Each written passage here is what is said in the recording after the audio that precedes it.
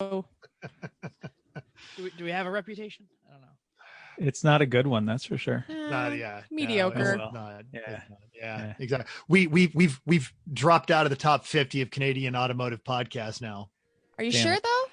Yeah. Are there 50 to drop out of? I don't think so. I don't think so either.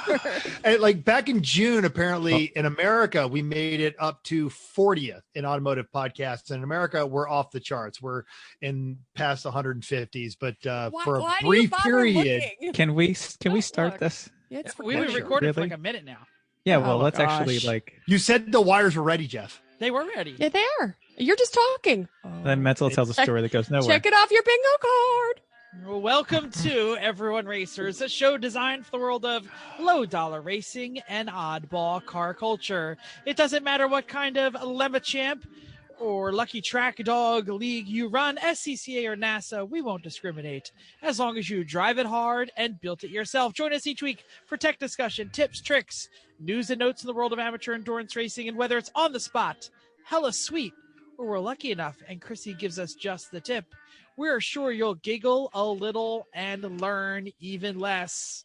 Tonight, you'll be learning way less because we're doing it live. We are live on the Zoom. We have a cast of characters waiting in the wing to tell us how much we suck, and we're very excited to be here. Everyone report to the paddock. This is Chris. This is Chrissy. I'm Jeff. I'm the rootinest, tootinest, Yosemite Sam imitatinest west of the Pecos. Wow. Yosemite, I love that place. So we are Everyone Racers. Thanks for coming and listening to it live. Do you know what episode this is? Nice. Nice. 69 episode of our podcast. It is 169. Nice. If you're not driving a car, don't forget the E1R bingo card. Link is in the show notes. As I said before, we are going to have a good time. Chrissy, did you go to work today? I did not go to work today. Well, I mean, how was the drive home? It was great. I almost tripped over the cat. I walked down the stairs slowly and safely, and I arrived home. We heard a little bit about it on the pre-show. It is snowing where 3/4 of this podcast is originating from. Glad I didn't have to drive. Y'all can keep it. We're getting like 12 to 15 today and tonight, which is more than we had all of last year. So, and before you guys do get upset, this morning when I got up to go to work, it was 40 degrees. So I did actually have to dig out my coat. Oh, that's terrible. You have to put your heated seats on. That sucks.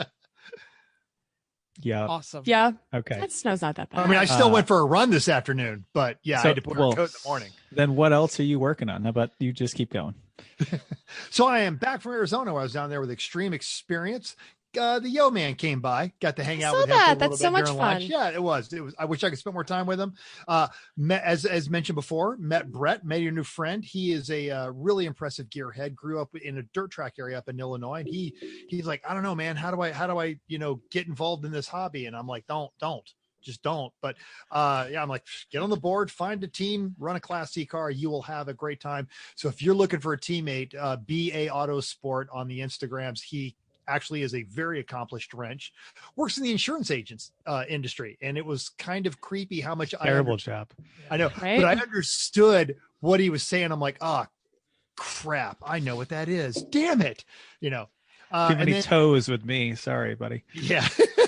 Almost want to ask what company, but then we'll have an opinion about him right away. No, and honestly, and it's a major company. It's a good company. It's a major company, and he's been in a lot of major companies are not major award. That's major award. They're not necessarily good companies. But then Sunday, Extreme Experiences, they're looking to replace their SSs. They're testing a couple of cars, and one of those is the Hellcat Charger. They had a Hellcat Charger, and the way it works, we were actually doing that as a rear lead car. So I would just work my way through the pack with 700 some odd horsepower. And I'm just going to tell everybody now, if you have the means, you want a Hellcat Charger. It is unholy. And they're good on a road course. They are. Well, they are. Now, you're still hauling around something weighs about as much as the Mercedes. So the brakes get a little warm. So you got to be careful with that, but they've actually got some mods planned for it. But it was always fun as I would line up behind the entire supercar pack with a car full of clients. And I would say, by the way, the most powerful car, of course it froze up. The most powerful car. Yeah. I say the most powerful supercar here. Oh, you're sitting in it because I got more horsepower than all of them. We'd have some fun. Nice. Nice. Yeah. Awesome. So, Chrissy, why don't you tell us about your snowed inville? What you working on? Chrissy. No, go ahead.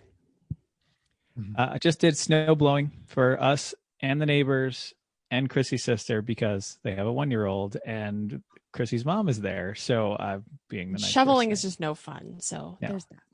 Plus, I have my 1963. And you're a good uncle and a good son-in-law. Yeah, I have my 1963 Arian snowblower with a Harbor Freight motor on it. So there's no way that can fail. Blower.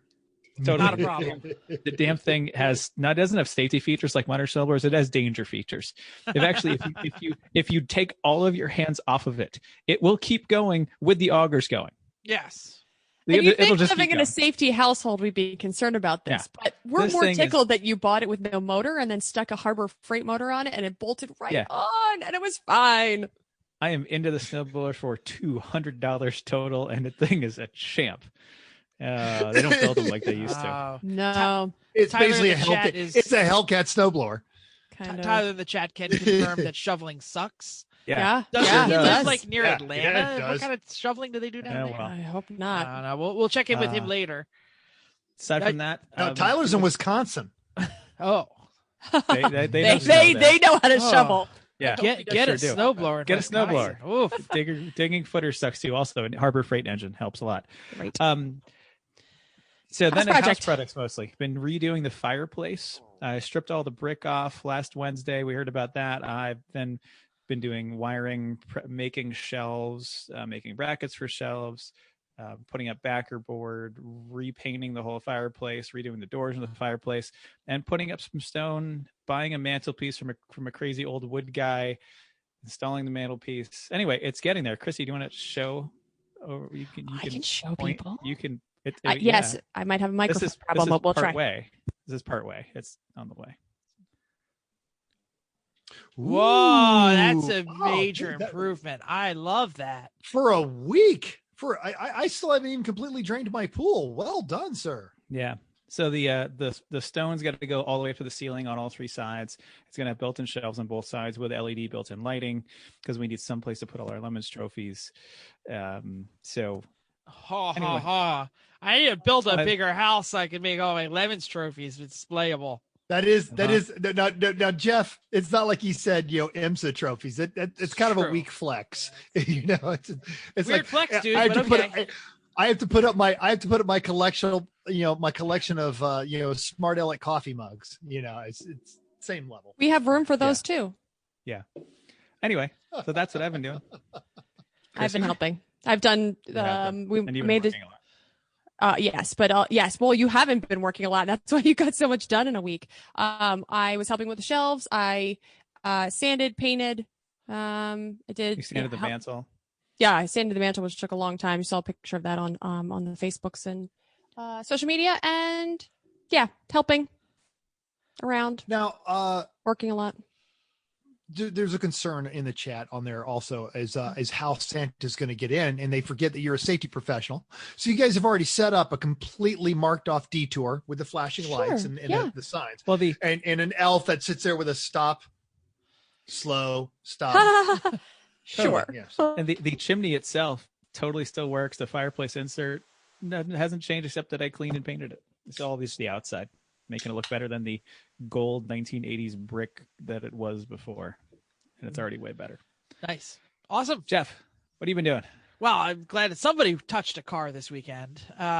So I'm in the 03. I did a little bit of work on the Z. I mounted all the accessory drive stuff except for the actual alternator and power steering bracket. Well, that's I also went to the junkyard, pulled all the bolts I needed to put all the accessory drive stuff on the Z, as well as several wiring harness plugs that were damaged on our junkyard harness, and fuel injectors and coils says spares for the Mazda, so I can send the injectors out to get rebuilt, and we have spare coils. So I actually nice. did some car work too, and I forgot. I did so much. I didn't put it in there. I had time off that, whatever. I didn't put it in there, but I had to redo the wiring on the Merc on the trunk. So did it work? Uh-huh. It's I got the error that the license plate lights weren't lighting up, and did a quick Google on MB forums, and they said it is literally a brown wire that runs under the hinge. And I pulled it off exactly like the guy said. And turns out not the first time that the Mercedes has had this problem, because it had been repaired there and it had separated from the repair. So I put it all back up and got my automatic trunk back and my license plate lights back. Nice. Excellent. See, we did car stuff, Jeff. Yeah. All right, I take it back. Well, y'all did better car stuff than I did, because everything I did was on an 03 Olds Alero. And let me tell you, how dirty was it? It was dirty. Chrissy, you sound like you're in a jar. Oh, you have to change your change settings. I'm working on it. Sorry. So yeah, this car is. We already mentioned it last week. It is from my shut-in aunt, and has a 63,000-mile Ecotec Oldsmobile Buick. It has not moved in 3 years. It was filled with crap. It took us an entire day just to clear it out, and 1 day to repair it. So, Chris, I know you guys are cat owners. I do have a question for you. What is the best method for removing wine-soaked kitty litter from the spare tire wheel well? Wine-soaked kitty litter. Damn. Check that General Wakeman problems off on that bingo card while you're at it. Wine-soaked kitty litter. I'm going to say fire. Fire. Yeah, thank you. The dude said shop vac and a whole lot of prayers. That is actually kind of what we did after I scooped it out. So it seems that my aunt, before she decided to not leave her condo for a couple of years, and she's had some medical problems, so she had to go to rehab. She lived in a rehab house for a while, came back. But anyway, so she had gone to a lot of tricky trays, which if you're not from the Northeast are like, some people call them Chinese auctions. That's not a really good word for it, where you like put your tickets and you win the basket, kind of deal. So she had been to a bunch of those and won a bunch of baskets and just kind of threw them in her trunk and left them there along with like a couple bags of groceries. So the giant box of kitty litter was right next to the box of cheap Arbor Mist, Arbor whatever wine. And they froze a few times. Only the finest, apparently. It was really muddy in that wheel well. The discriminating connoisseur Oldsmobile Alero driver only prefers Arbor Mist. Well, clearly she didn't want it because she didn't bring it into her condo. She just left it in the car. Gentle buzz that teenagers like. Yeah, exactly.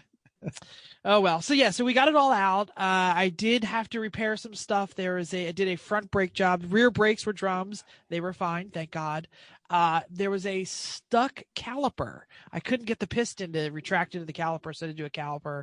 I did oil change. I did all the fluids. I inspected everything. Repairing the headlight has become more of a problem than I thought it would. Because the mounting, Chris, what was it called? Header panel. Header panel, thank you. The headlight mounting header panel is completely smashed, and the headlights just go. Wait, what do they do? One show a night, buddy. One, that's it. Yeah. And the 930 show is completely different than the 7. That's right. Aaron thinks that is the easiest brake drums ever. They actually didn't look that hard, but they were fine. So anyway, the header panel is the thing that goes across the radiator support and holds the headlights and the bumper cover all like where it belongs, and that is smashed because my aunt hit something, but not that hard.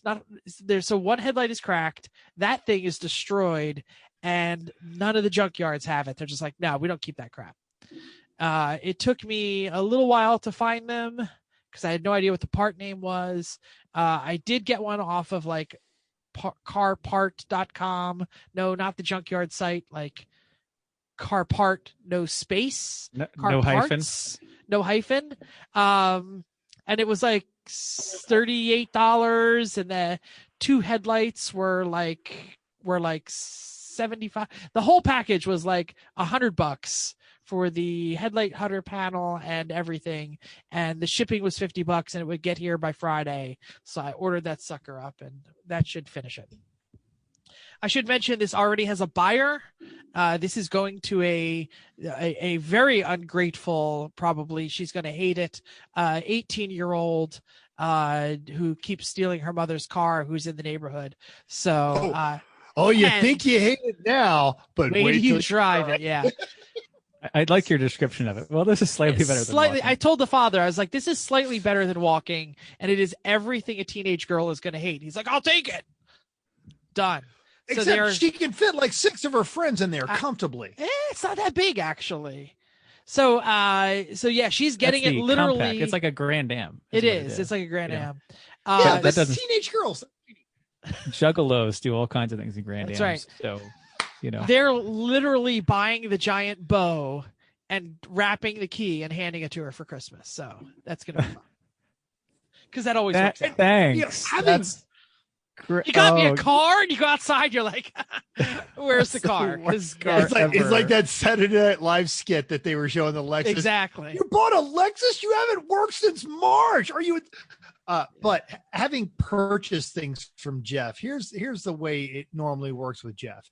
Say like you buy a trailer for $700, but Jeff, because as much as he neglects his own vehicles, feels really bad about giving junk to anyone else. So then Jeff probably goes and invests like $1,000 in preparing said item. We are approaching we are approaching the $850 of parts to sell an $850 car. So yes, you're absolutely right. Because you're saying is Jeff's not thinking financially. Jeff's thinking I don't want a teenage girl. I don't want a teenage girl that I could just fix. That I could just fix for like another $100. It's not that big of a deal. It's not that big of a deal. That's why Jeff sleeps soundly at night. Shouldn't need headlights. She's not gonna drive in the dark. Damn. I should mention that she should be home before the sun sets. Well, I'll drop this and then we'll keep going. So, who forgot to take the gas out of their snowblower for the last year or two? Yeah, I had really nasty water-filled gas in my snowblower today, and I had to There's the boat. Literally Behind you. Get the little vacuum sucker. Yeah, the boat. Oh. Get the little vacuum sucker out and put in fresh gas and start that puppy up today. So I was like literally on my lunch break between 2 meetings in my, what'd you call it, Chrissy? An office mullet? Yes. Business mullet. I didn't make that up. Oh, Chrissy, your microphone's still not on. Your computer's on. Your other one. Anyway. She'll get it. She's having microphone issues. Well, we traded microphones. Her microphone has been giving problems. Didn't matter. It's the cord. Now you're good. There we go. Yeah, I know. It's the cord. I have to. That's a new cord too. I can't move, so nice. I have to stay just like. And this. it's worth mentioning to our guests who are chatting with us live that this microphone did in fact catch fire. Well, and yeah, Chrissy's still using. It was no the cord. Well, it was the cord. We thought, and then it was been shorting out all since we've started this, and I thought maybe it was the microphone. And Chris's microphone is stationary. Mine is not. So I thought if I traded, it would help, and it has not. So I have that's to a different just stand cord too. Like right I found that. So anyway, we need another cord. Yes. Right. Anyway. Yeah, and go back and listen Prime. to our Thanks. troubleshooting episode because this is the kind of logic that you'll learn. Okay, well, if it burns up on Sunday and Amazon is taking a very long time to ship everything right now, you can't get a new cord by Wednesday. That's right, guys. It's Chrissy doing too many mic drops. That's the problem. So, yep. Yeah. Oh, I love it. All right, that's worth a drink. Well played, sir. No, it was from Al Jones and the Dude both suggested it was from dropping mixtapes for dropping bombs, and I said it's just mic drops. You guys are fun. All right, it is news and notes time. Do it. I don't have a story this week. I'm very excited. I get to just sit here and make fun. You can have mine if you want. You always add something in there. All right. So the Porsche Taycan. Set a new EV record around Road Atlanta. Robin Warner at Auto Week points out that the Porsche GT2 RS holds the production car record around Road Atlanta and was 9 seconds faster. And I think that was actually driven by that seat stealer that we all know. Yes, it was. Mm-hmm. Right. Seat stealing bastard. Yeah, but last month, Lee Keen of Safari 911 fame, former factory hot shoe, and still heavy hitter, took the Taycan Turbo S, shod with a standard issue 21-inch Pirelli P0 NF0 elect tires, and then recorded the lap time. Quoting Robin from the article, in the video, you see Keen lean on the Taycan's various systems, including rear wheel steering, active anti-roll bars, adaptive air suspension, and definitely the torque vectoring system, as the rear of the Taycan does a fair bit of sliding. It's actually worth watching. After all, Keen has 617 horsepower to his right foot's control. Were at a drag race, he'd had 751 with launch control. And Robin added, looks like they're coming no matter what, talking about EVs. Might as well have some fun. The final time, 1 minute, 33.88 seconds. Now, link to the article and the video is in our show notes. They said they set a new record. Was there a previous record, or is this the first time someone tried to set it? Might have been the the article? Jet Electrica 007. And it was, interestingly enough, that also was 1:33.88, but that was 1 hour, 33 minutes and 88 seconds. I would be surprised if there was not an EV record, given that Tesla has a hub in Atlanta. But I'm sure someone has run a Model 3 Performance or a Model S around there. You would think. Yeah, That's just in robot voice. A little slow, yeah. Research I did for all this. Yeah, I didn't bother to talk about with Pastrana last week. Expressive when he is driving that car around the track. You see him kind of go, ooh, oh. Yeah, so it's a cool video. Well, we'll definitely check it out. Great. Hey, do you live in California or Washington State? No, I do not. Okay, then it doesn't matter to you. Next. Well, maybe somebody else does. Mic drop. Would you like to buy a Dangle 2021 Camaro SS Z01 or well? Of course we do. You do? Oh, okay. Well, do it now because the brakes on those variants contain too much copper that makes them non-compliant with state regulations. So after January 1st, Chevy can't deliver those. So they can sell the ones they have, but they're no until they come up with a new pad. That's all. They need new brake pads. Only the SS Z01 and 1LE. So yeah, those are the performance the fancy packages. Performance ones. But right, just go get some damn new brake pads. Whatever. This is not a big deal. People are making a big deal out of this. It's okay. We need a new pad compound. Call Porterfield. Like I said, why doesn't Chevy just literally call Porterfield? Talk to someone. Instead, California's going to ban the entire car instead of saying, just buy some new pads. That too.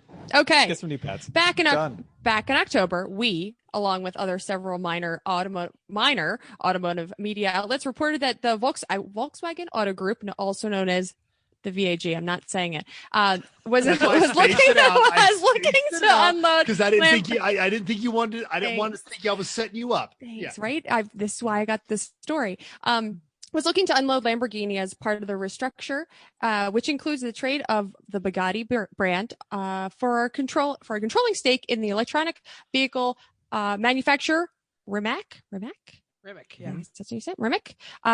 It would seem that the crew from Wolfsburg have had a change of heart. This week, a media release from Volkswagen confirmed the company would not be selling Lamborghini.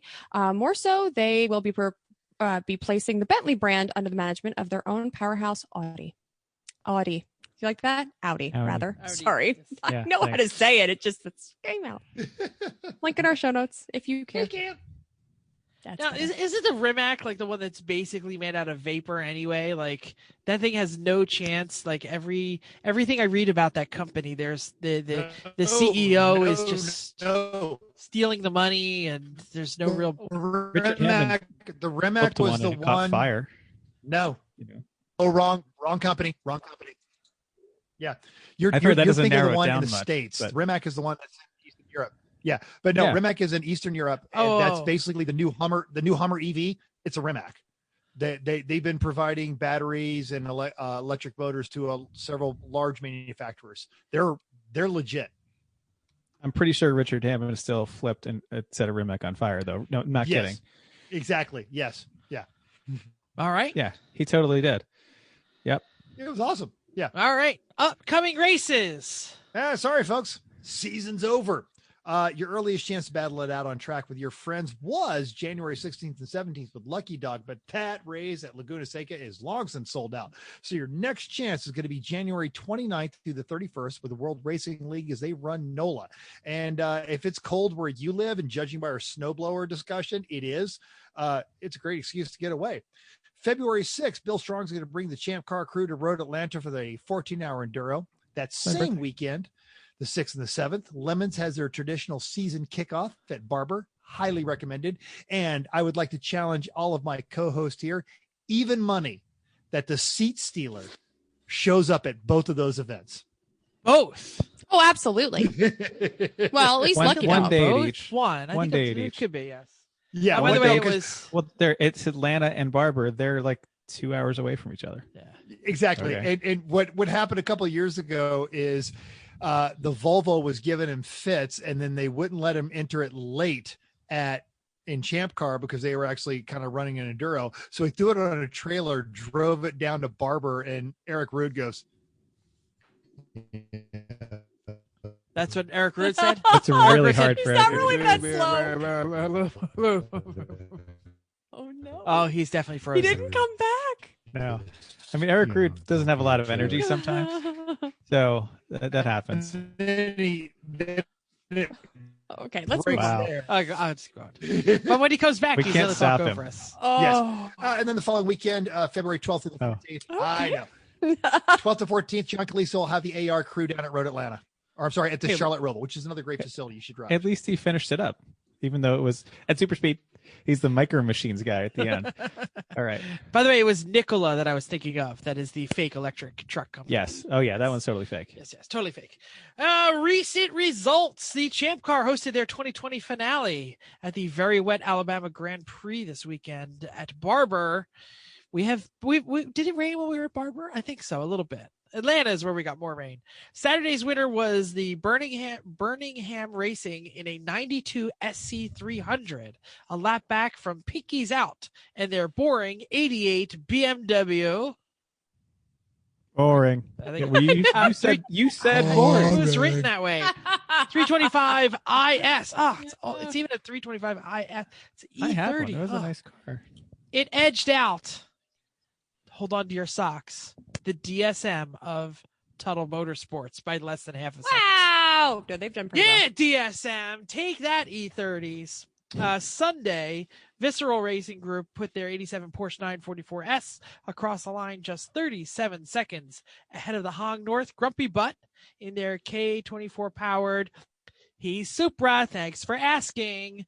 And Pinky's Out was a lap back. Recent post on the Facebook confirmed that the veteran Hong chassis is being retired. Grumpy Butt being retired. They only had that K24 in for like a couple races. Well, I suppose they've True, kind of but sorted out. that Supra has been around the block. Yeah, It's a second gen, right? It's like yeah, it's like one of the old square yeah, ones. I yeah. think. yeah. Awesome. Does that mean it's time for listener feedback? Listener That feedback. was so boring. I know, right? So we Why? get a nice email from Bill F., our favorite amateur endurance racing podcast host, who's not us and who is a ceramist. And also he confirmed here, links are great. Thank you. Signed the ceramic engineer, aka the ceramist. LOL. So it's not ceramicist. Whatever. Ceramist. He makes things that will take your skin off. Also, I This mentioned was number 3. Be careful with number 3. No, number 4. I thought it was number 4. I think it's number 4 is bad. Anyway, Okay. also I mentioned our design idea for the wall clock on YouTube. James Mulhern offered ideas for your wall clock center: transgear, brake, rotor, crank, camshaft, pulley, flywheel. I have a ton of random trans parts if you want some. I think we probably Cam do. pulley could totally work. Cam pulley. Yeah, I like that idea. Also, Craigers said what did Craigers say? No, Kurt said a helmet, and I said, well, that's too big. What? Helmet. I said, well, he said just slice part off the top. And Craiger said an old wheel hub, and I think that the clock won't fit inside a hub. Like a brake rotor hat maybe would fit. If not, definitely. I mean, it's a couple inches square. So good thoughts all around there. But I like the cam gear idea. Totally could fit inside a cam gear. Thanks for your All right. ideas. Yeah. Thanks, James. We're definitely going to open some listener feedback from the listeners that we have on. So we don't really need to read all of these. If anyone wants to pick one out, go ahead. And I'll wait for someone to raise their hand and we'll take some listener feedback live. Who wants to tell us how much they love the show or hate the show? We're in a lot of hate here. Okay. Uh-oh. Keep going. Go ahead, Chrissy, read one, Polly. Oh, okay. I just scroll. No, well, Jeff, you've got the green ones. That's okay. Your He's working show. on things. Posted on what you're working on while CNC prep there. Oh, that's me. Prepped a new mantle. I was prepping. Oh, sorry. Jeff was Yeah, doing. exactly. Because that's why it's in green. I'm sorry. Jeff. Sorry, I was trying to do stuff. All right, we have a You listener can do on. stuff after you read green. I don't even know what she read, and I don't know what's left. Just That's fine. start over. Just read it. Post it. What? No, I think this is perfect. I think it's perfect. So, Eric, we hear you likes those 944s, 914s. Ooh, 914. Hey, this is, I just want to say, you guys are awesome. I'm a long-time listener, first-time caller. I just want you to know that definitely it's going to be great. And I'm just getting so nervous because it's in the presence. It's just awesome. Thanks, everybody. Hey, tell us about that beetle you didn't finish this weekend. I will be happy to talk about that beetle. I'm done. That's actually my next point, because that was a listener feedback. Is you said, I'm finally done with this beetle. And then you listed all the things you haven't done that you hope don't go wrong with it. Oh, that thing was such a saga. it's not even your beetle. It just didn't work right. It just didn't run right. So I went over and I figured out, oh, no big deal. They had 2 of the plug wires mixed. So no big deal, well. No, but then it still didn't run right. So then I rebuilt the carb, and then I noticed that it wasn't generating any electricity. And as you went down the road, it would dive under braking. So I rebuilt the front brakes, and then I converted it from a 6-volt to a 12-volt entire electrical system. And then I found out that all my work on the carb was for naught, because it was pumping this amazing amount of sludge through the filter. So I rebuilt the carb again, pulled the tank, drained it, cleaned it, prepped it, washed it, and coated it with an Eastman coating, put that back on, then realized that when we tried to start it, he didn't tell me he had put a 6-volt electronic ignition in the distributor. So of course that died. So I got another 12-volt electronic ignition module, got that in. So I think pretty much if anything's left, I just don't know. So let me It's review. a good thing. It's a good thing you don't have a highly stressful, like inactive day job that actually takes up all of your time. So Let me see if I can summarize the problems of this beetle. The generator wasn't generating. The alternator wasn't alternating. The pistons, they weren't working either. iffy. They did okay. They went back. The carburetor and forth, wasn't really carbureting. The carburetor wasn't carbureting. Yep. The gas tank was full of crap. Or gas tank, was it gas tanking? Not fluxing. Flux capacitor was not fluxing. Why? Thank you for coming. Sit tight. We'll be sending out your prize package.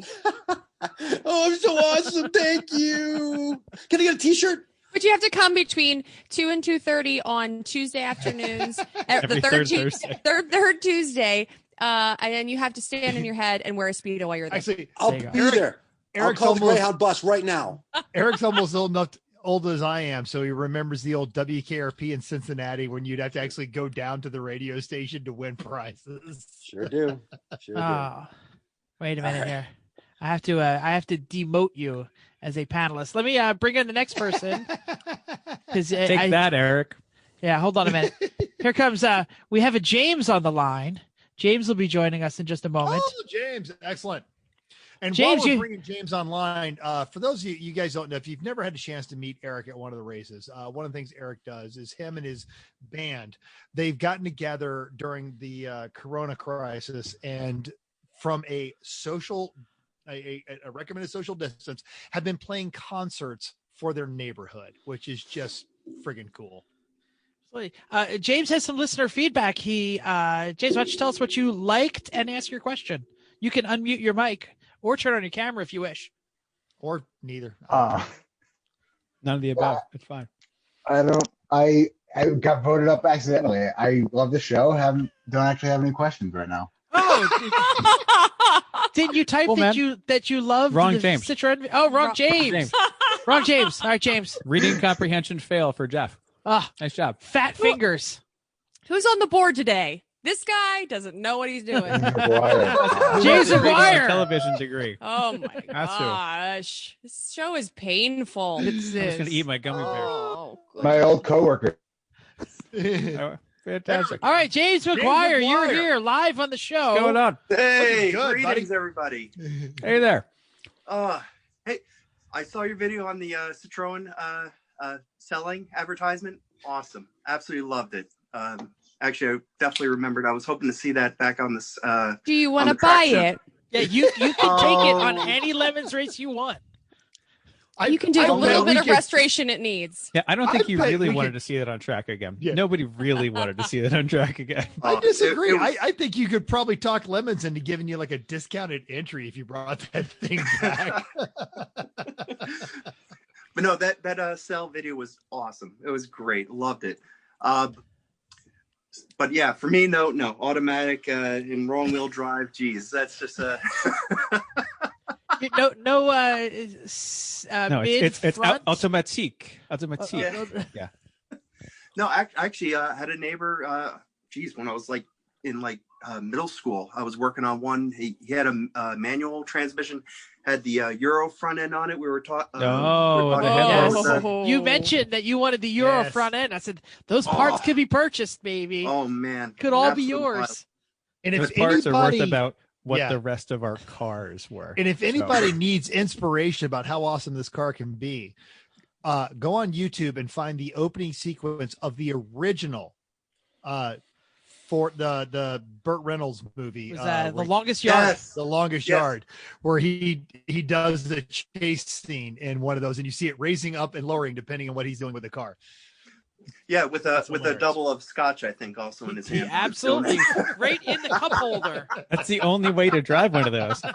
It's either drinking or smoking, occasionally or both. Yeah, exactly. Because everyone and every seat had their own ashtray. That was an important criteria of design for the French. So absolutely, your baggage needed to be very small, though. It's true. Now, we haven't finished up I haven't finished the write up to send it to Bring a Trailer because I'm kind of waiting until after Christmas because I figure if I send it to them now, it's going to be like at Christmas and no one's going to buy the damn thing. There's one on Bring a Trailer right now that's at $22,500. So once that sells, everybody that missed out on it to be like, oh, dude, I'll totally take the decimal point. And move the decimal point. I showed Chris that this morning, and I said, "Do you think that they would just want ours for parts? So maybe whoever buys that will just tell them, hey, do you want another one? Another one? I'll just give you this other one. Next one. Sell you this other one. Mm-hmm. Yeah. I wanted to ask though, how did the braking feel? Because I know that uses some kind of a mushroom type device on the floor. So it's a button. And it moves valves. Do you want me to give the real explanation, Jeff? Sure. It's all part of the high pressure hydropneumatic That's what I was about to say. That does everything. And by pushing the mushroom, it opens the valves, but it not only activates the brakes, it actually drops the height of the rear suspension when you hit the brakes to counteract any weight transfer. So that it breaks evenly. And when that doesn't work quite right, the butt just drags and picks back up. So ours did that occasionally. You hit the brakes and the butt just kind of drops down, even you're not braking hard enough. Yeah. But also it also will self-center the steering. If you're in a parking lot and you turn the steering wheel and let it go, it'll go back to center on its own while stopped. It does all kinds of weird French things. Absolutely. And I will say that dispenser. There is no master cylinder in that, unlike the Rolls-Royce, which did have a 1/3 of the braking system that was a fail-safe in case the pump. True story. Wow. And that was mostly to give it braking feel, actually. Yep. So. Yeah. All right. Well, James, thanks for coming on. We're gonna bounce you back, but you should be. Maybe we'll get you back later in the show. Bam. C4 enthusiast. Watching all the YouTube videos because, yes. And he's also just one of our more prolific commenters on our YouTubes, and we appreciate that. Yeah, absolutely. All right. Let's see. Do we want to James is confused. Do we want to move on to iRacing reports? No, because we're not done with listener feedback. Okay. We stopped at Eric. So Amanda T, Norma P, Cameron L, Vince C, and Sasha were working on house products. Release Sasha's at NSF HQ. What the hell is he doing down there? Yeah, with Giant Dave. Problem. Let's go back to that foot of snow you guys are getting. So, no good can come. No good can come from the combination of Sasha and NSF and Giant Dave. Yeah. John A said, not house products. That's for during the week, or not at all if you're single and don't care about house stuff. There's that. I still like house stuff. Right? Anyway. Eric, what just happened there? Eric B was working on some boring BMWs. Scott H was bolting up his track, Miata's drivetrain, and Joseph K was wrenching on his Honda Element for his brother. Cool. Now I think we're ready for iRacing. Let's do some iRacing.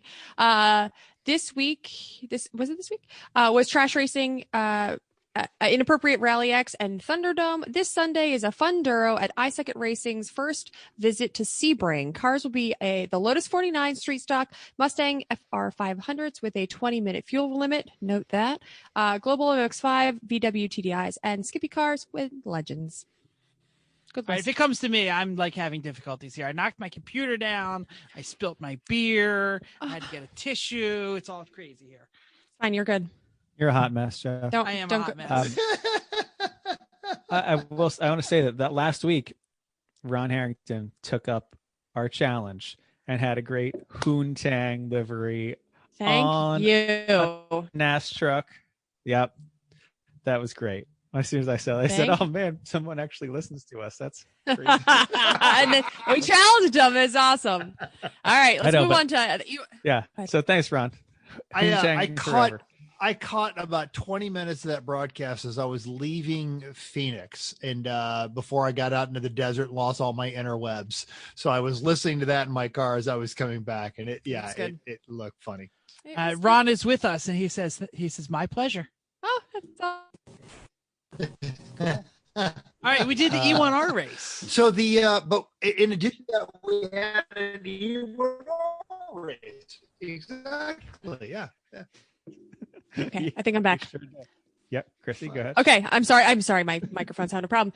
So E1R race. Let's talk about that. We do that every Monday. This Monday was at Irwindale with a jump. It was hilarious. I was so sick after doing this race. So much rolling. I was flipping over and over again. I couldn't talk to anybody. So everybody was trying to talk to me. I couldn't hear anybody. I couldn't talk. It was hilarious. If you do it with a jump, don't be in a legend because it's too tall that when everybody jumps off, it always hits you. No, you get hit on everything. Sure. It's not just a legend, I'm saying. Okay. Well, it seemed to do better than the Radicals. The Radicals are definitely lower. So, yes. So what do we had? We had Radicals. We had the GT3, AMG GT3. AMG. What else do we have? I set it up. I don't even remember. The truck. Yeah, with one truck. The Radical, the Lotus, and the truck. I think that was the NAS truck. And there's the Lotus was in the Mazda? second one. That was in the second one. The 87s, both 87s, I think were in the first one. That's right. And anyway, there it was you a go. whole Tyler motley Stank was crew there. of cars. Yeah. In fact, Tyler ran the Radical. only AMG GT of that race. And I showed up late. Oh yeah, I showed up late, so I ghosted. I put it there for you. I know. Right? I showed up late and I ghosted the AMG GT. No. And what was alarming Radicals. is the AMG GT was perfect. If you hit the ramp at 55, it landed flat, and it was big enough to shove everybody else I out don't of the think way. anything landed airborne. flat. Oh I'm no, still- the AMG. If you hit the ramp at Well, it 55, depends it on how lands good flat. or Yeah. bad Only your 55, right? your damage was. If that's the thing. Yeah. Yeah. Yeah. In the Chrissy, second you- race. Oh, go on. Oh, we had Legends at both races Legends and at Pro both 2 races. trucks at both races because Yeah. you can't Yes. not have Pro 2 trucks with something like that. Yes. So I love the Legend, and I think the Legend is great at submarining the Pro 2 trucks. You hit them in the rocker panel, yeah. you just roll them right over. It's actually, they're like, I'm monster trucking everybody. You go, boink, it's boink. Awesome. It was a really good time. Yeah. It was really sickening with Yeah. VR. Gotta say, I got out and almost threw up. That's okay. Yeah. It was fun. Tyler says the Radical could do an excellent drift around the turn after Oh, ramp yeah. if you true. slid the left side into the wall. To fix Oh, the yeah. suspension. That's fantastic. Yeah, I had think I the, did that. I had the Formula Mazda in the second race, and it was really fast, except that you only could go over the jump 4 times before it would start to pour smoke from the back. Another So reason you- to have the Legend. The Right. Legend And I just think- took all the abuse. Right. And I tried in qualifying, like raising the suspension up to the point where it said too high, and then put it down just a little bit, putting the spring rates up. Nope. You just had to keep doing drive-through quick repairs and keep going. Same thing with do not recommend Formula Mazda.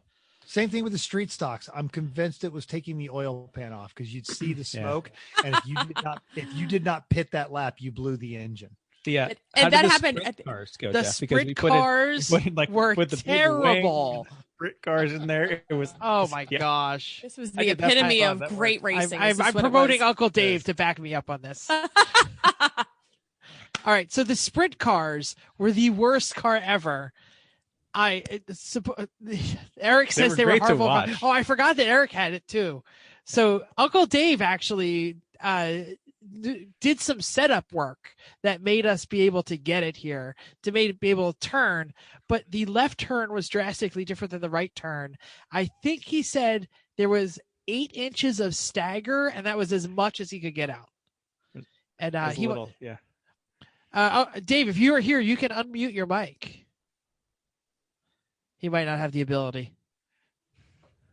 That's hard. I will also say, Dave, since you're here, okay, so I have one screen. It is one giant television, and I cannot see any gauges whatsoever. And very frequently, I would try to go, and it wouldn't go anywhere. And I was like, "What the hell is wrong with this thing? Why isn't it going?" I couldn't tell what was happening. It just wouldn't go. And I was like, I need a push truck or something. I couldn't figure it out. I went back and looked at the video. I was just roasting the tires. And I had no idea because I have no tack and I can't hear any engine sounds. So I was literally going, and I was like, where's the car going? You got to fix your depth of field I got to fix my setup. Yeah. Something. Seriously.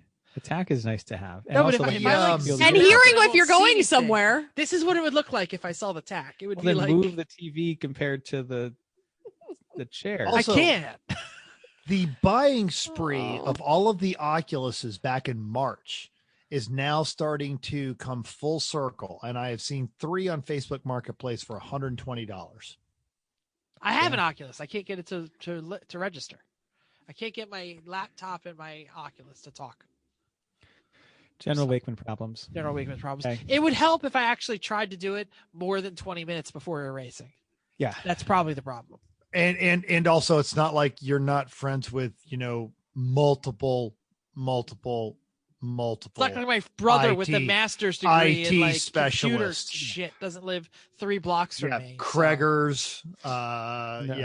There's a whole host of nobody can come over. Everybody's got the Rona.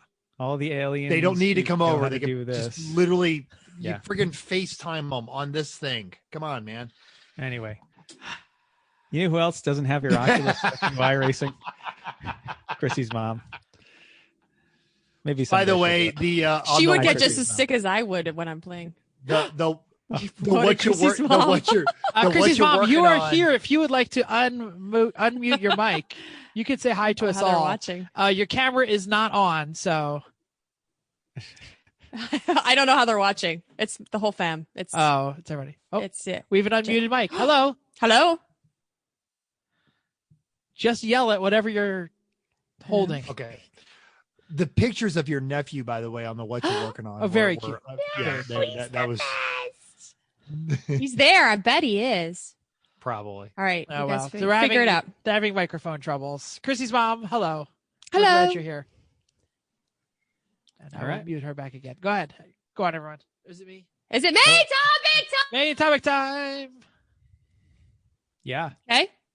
So Who's doing the obviously we're doing it live. And again, this thing started as a punchline just years ago, a drunken conversation of let's come up with an excuse so we can all keep talking. And then we realized at Barber just a few short months later, oh crap, people are listening.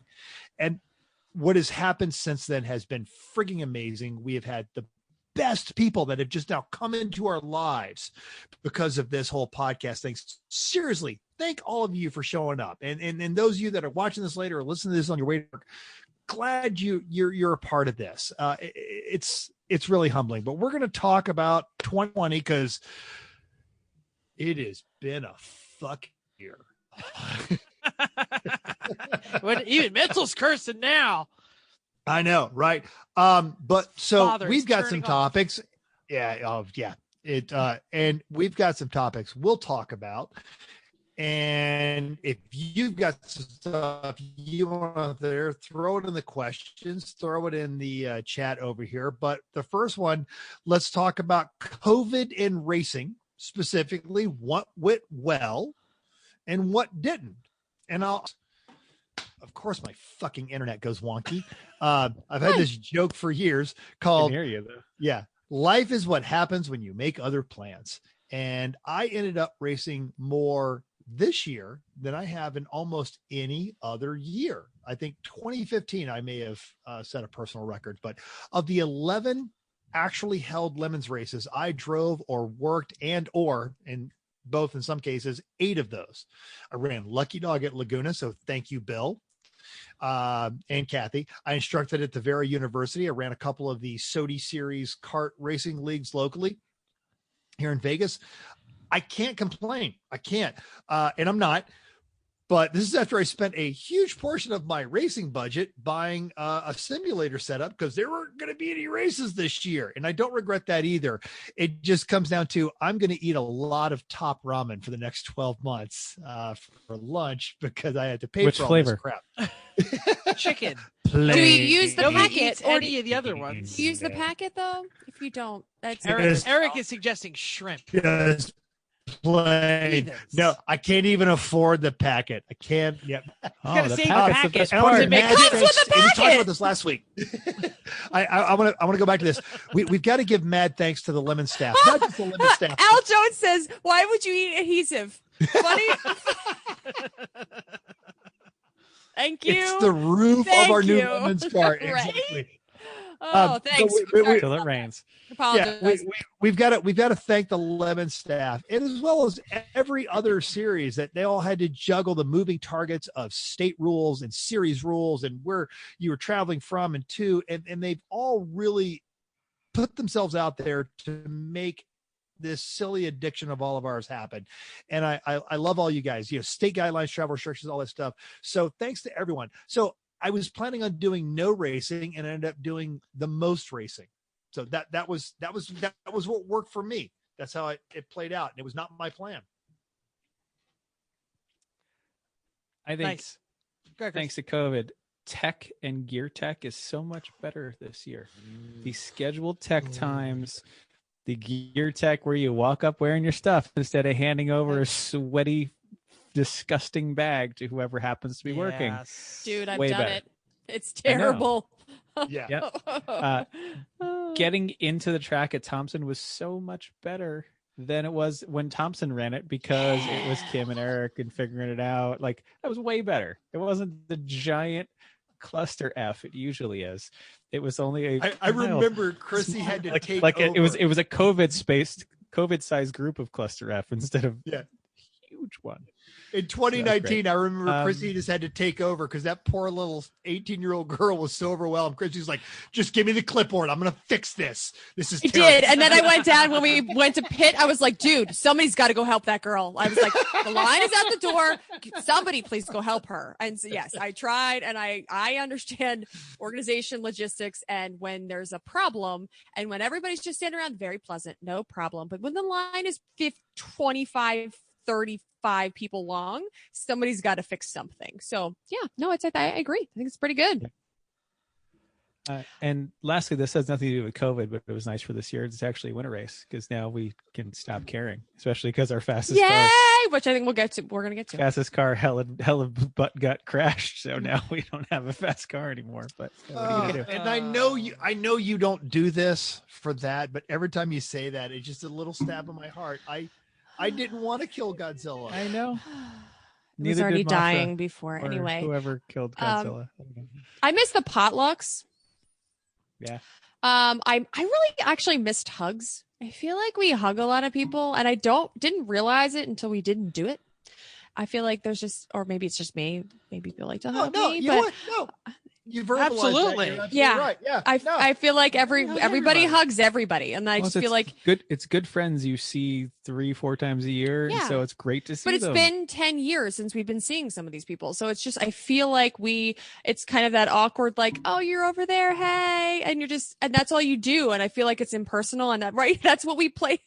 Chris is doing charades. That's what we used to do. And I kind of miss that. I think, we all kind of were hesitant around each other, and then kind of fortunately, accepted being in our own circles, and we were successful at it, which is good. But all of that is just, it's just a little bit difficult. So that was what I missed. And of course, the party. We've always had a great time with the nightly parties, and, Yeah, I thought the camaraderie was okay. It was quiet at night. And I thought that was kind of like different. Like you could actually get like a night of sleep. Like you could hang out if you wanted to. There was enough people around doing stuff that it was like at one car in the garage, social distance. Yeah, you with could like put a on your couple mask, people. bring in your car, bring out your lawn chair and hang out, or you could to hang back. And I think that was, I don't know, I guess it was good. I think it was good.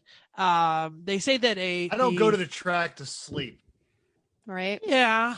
Yes. The dude. I'm forgetting to figure out who the dude is. He was vacuuming at Thompson. It's Randy. Yeah, now we know who it is. It's Bish. A good thing I didn't say what I was going to say about hugging. Oh wait, no, vacuuming Thompson. Sorry, it's Dr. Florida Man. Yeah. Sorry. Could be either, couldn't it? Because wasn't Bish there too? No. Okay. All right. You we're fooled still us, trying to dude. figure it out. Yeah. All right. For those of you not Alex listening, Levinson. That's who it is. It could be. Damn. He's Gotcha. on the nose. Yeah. And you know what? And actually, when you think about the dude, his attitude Alex. on life, You're absolutely right. It fits Alex. Well, good. Then I will say the joke. I didn't mind missing the hugs because I didn't have to hug Bish, so it's a benefit. Wow. But anyway, nice. Ouch. Yeah, now exactly. he's gonna listen tomorrow. Not even Yeah. he's just not. That was Jeff, by the way. So anyway, they say the pandemic is an accelerant for both problems and solutions. So solving things like tech and I like it. Great. I'm so glad they were there. There are definitely some efficiencies built. But I also say that we focused a little bit more on team. Like instead of us kind of like, maybe it's just me kind of like flitting around the whole track and seeing everyone. I kind of hung out with my peeps a little more. Social butterfly. Exactly. Now we were missing some peeps, so that's the negative. You know what I mean? Like we didn't have the extended family, but yeah, there was. That's what I think was good and bad. Bring on a listener. I was going to go to, I don't remember who I was going to go to. Mike Rentzer. There it is. Bring in Mike. Here he comes. Mike, you can turn on your microphone and your camera if you wish.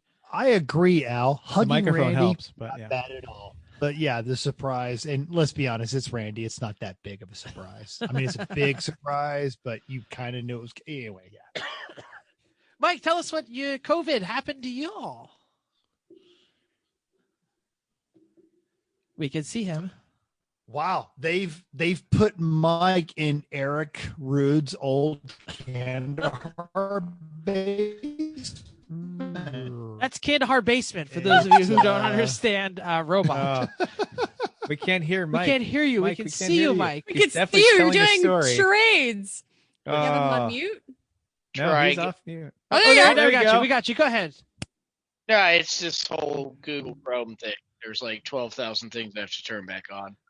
No. The Plymero gets ass kicked.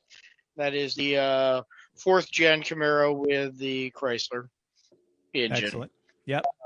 By the truly deserving brown on brown 626 at Gingerman. Because, well, everybody knew it deserved it. And we felt a little sad. But we're just going to bring the ply for hopefully Joliet 2021. By the way, this is the official outfit of Bad Decisions Racing. That is beards. That is wear it at the track nonstop. Mental. That big beard. I'm pretty sure Mental saw it, but he didn't get to see the full setup because we didn't have a monsoon race because it's normally the knee-high rubber boots, the bathrobe, and the beard. Yes. That's a fine apparel choice. Yes. I was actually set to drive the Plumero as well. I was gonna. They actually had offered me the checkered flag shift, And GM screwed us. Nobody told us that there's a half moon, half snap ring on the rear U joint going into the Camaro 7.5.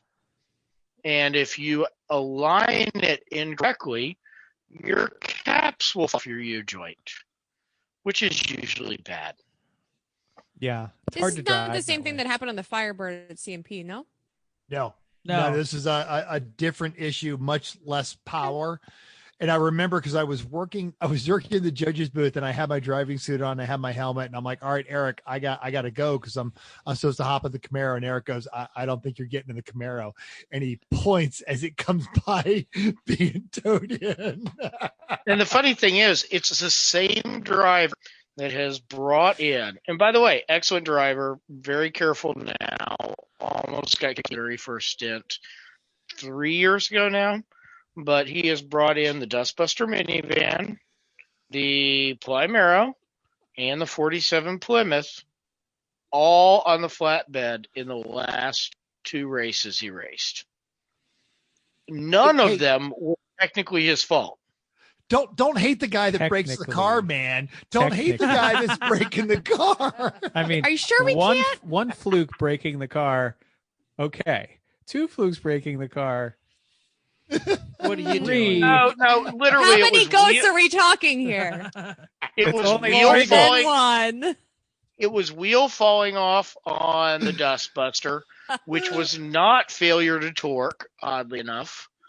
It was on the Plymouth. It was a failure coupled with something else. It was driving through the fuel system failure, oddly enough. And then on the Plymero, obviously, when you lose 1.5 of your U-joint caps at the axle, does odd things. Got it. I still say it's his fault. Well, we do have Not a his video fault, of man. damn it, Cody. Good and perfect. All right, Mike, Excellent. thanks Well, for Mike, joining us. Absolutely. I pushed him down, but he's still can hear us. Good. Well, thanks for joining us, Mike. Yes, Appreciate it. And that's an we should also epic mention beard.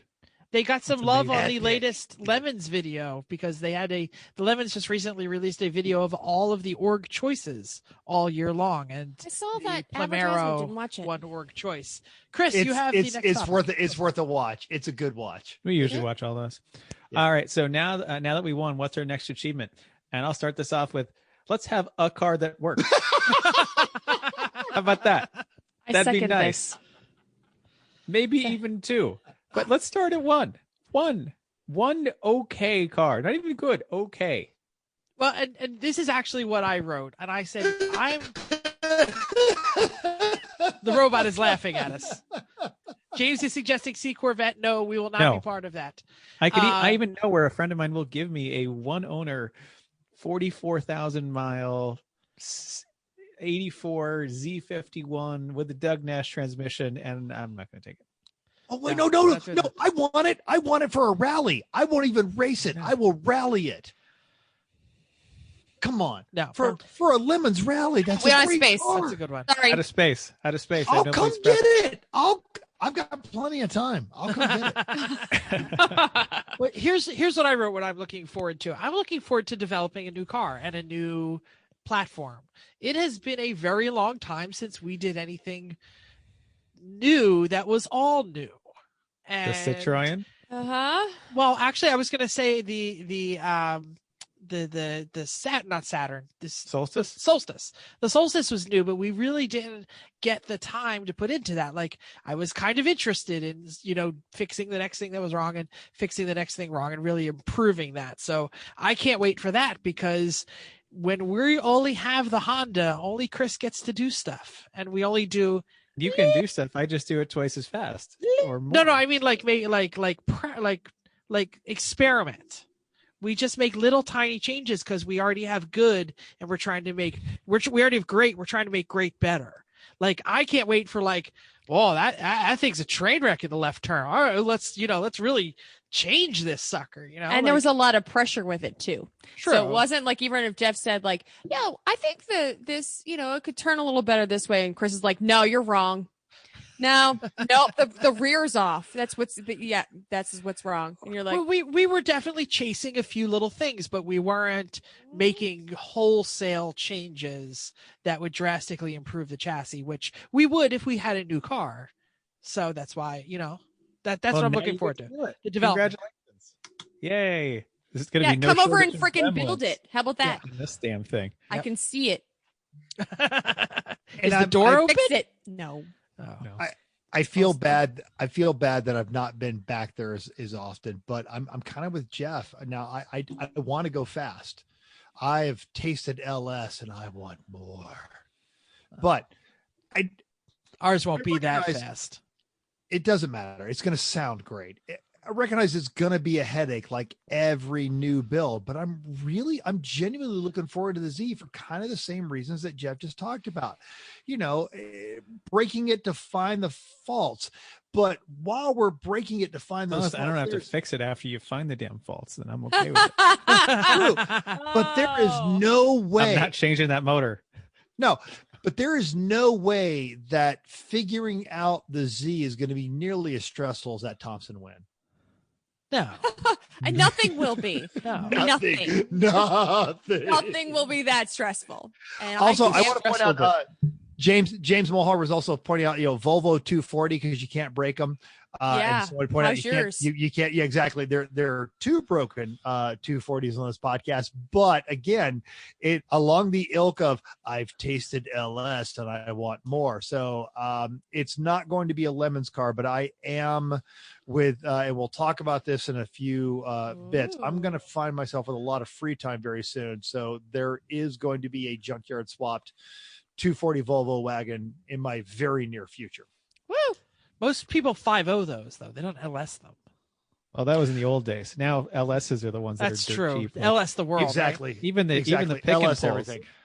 Like even the 5-liter Mustangs are getting LSs, right? Those yeah, exactly. The 5 liters are hard to find. When I was in the pick and pull, there are LS trucks all over the place. It used to be as soon as an LS came in, and it was gone.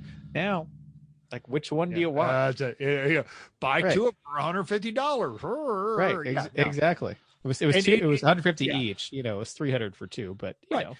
And my Volvo wagon won't be that fast, but it'll have a T5 behind a truck motor, and it will sound frigging awesome. Yeah, and Mike, steering shaft clearance is an issue with all kinds of stuff in an LS, like we're finding with the everything. Yep. Steering shaft issue is an issue with all of the LS. I might as well have made that's our why own you steer headers. it with the throttle. Yeah, we did make our own headers. Did you say we might as well? We did. I'm getting there. I haven't cut them apart yet. Right. Well, we started from something and made our own. And Aaron will tell us why we're wrong about all of these things. Aaron has a better Toyota. motor to put into everything. Just buy the Toyota. Aaron, if you have the capability, you can unmute your mic or turn on your camera and tell us why we're all wrong. Hopefully both. Because we love Aaron. Come on, Aaron. Because Chevy sucks and Nissan sucks, so you need Toyota. Okay. What do you still have a what is it? What is in the Cressida? 6MG. 6MG, and you want a 1UZ that, is that correct? Yes. Similar horsepower to a 2J. It's about 150 pounds lighter. I'm talking shit. Realistically, LS is the way to go because it's cheap as hell, and you can't find. Welcome to our Slack channel, listeners. This is our Slack channel at least twice a week. You can't find a 1UZ for what you can find an LS for. I just hate Chevrolet, so. It was $150. I couldn't. We couldn't say you no. Can't. You can't. You can't complain for that.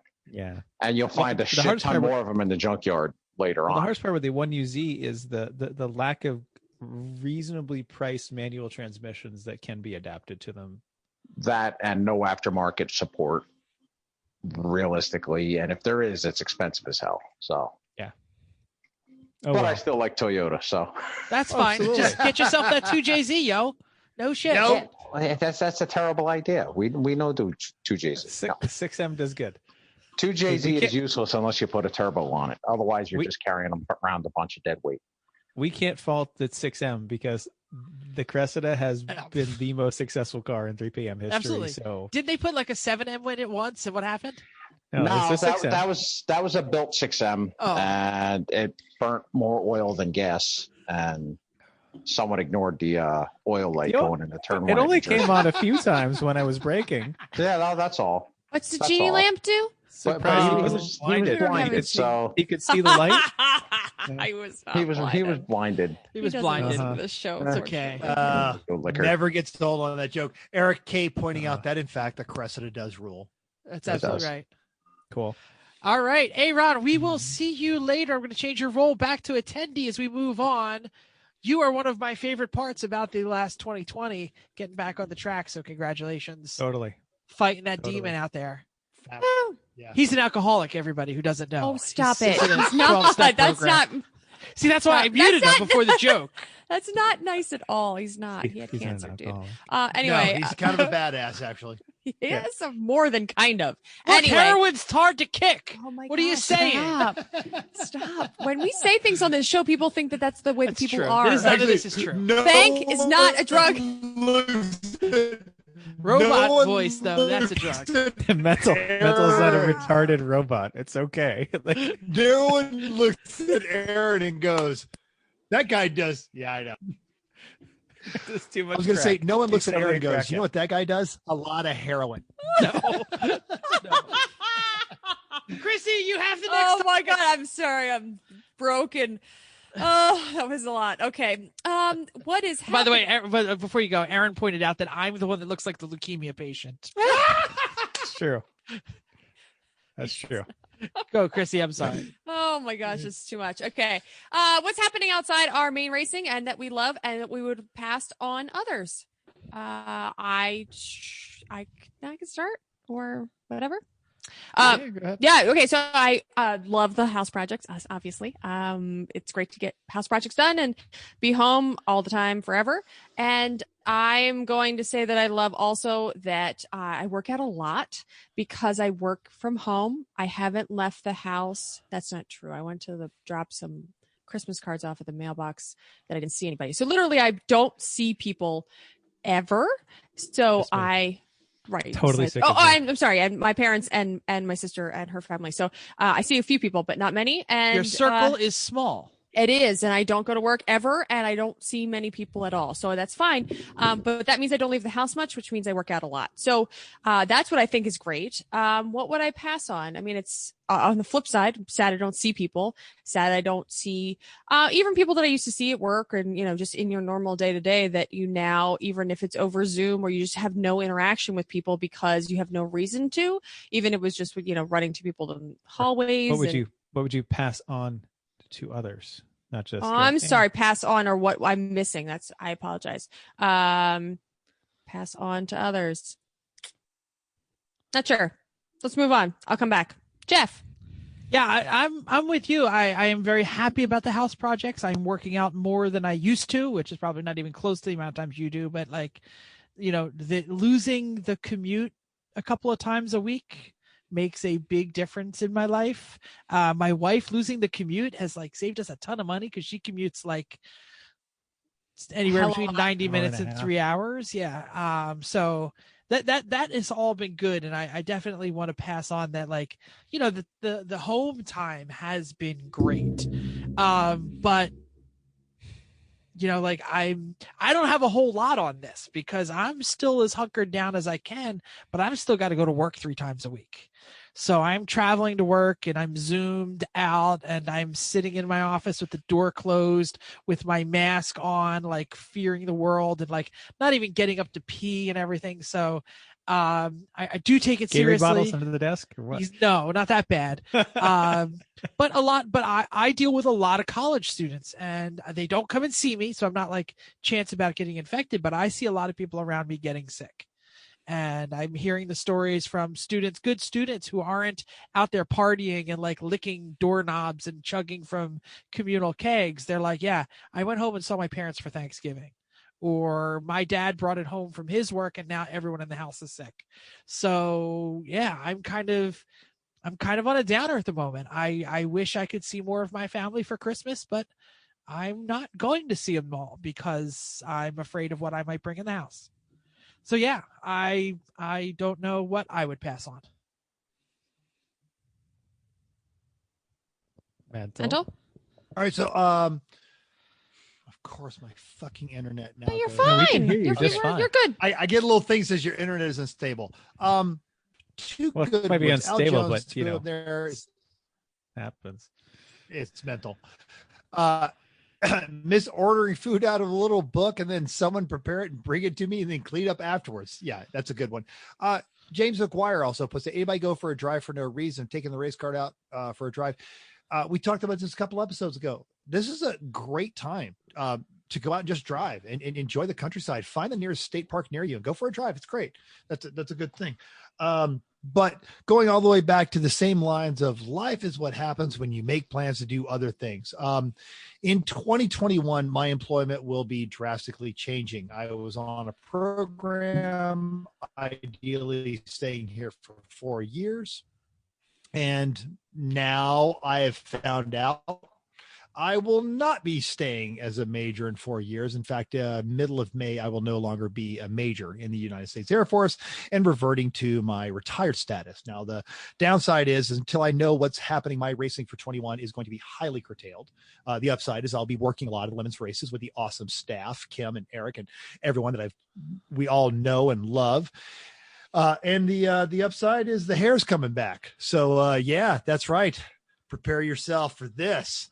Yeah, that's crazy. I think that's the Crazy hippie mental. current Looks like mug hippie shot mental. of. I just gotta look at one shot. Anyway, Chris, Yeah. what you got? Oh, sorry, Mental. I didn't know. Well, yeah. Oh, sorry. Eric K just got a bingo. Gotta say, Excellent. Nice job, Eric. because he got for Eric, mental right hair. at what were the 5 things? Mental's hair was 1. What are the other 4? There we Good. go. You can unmute your mic, Eric.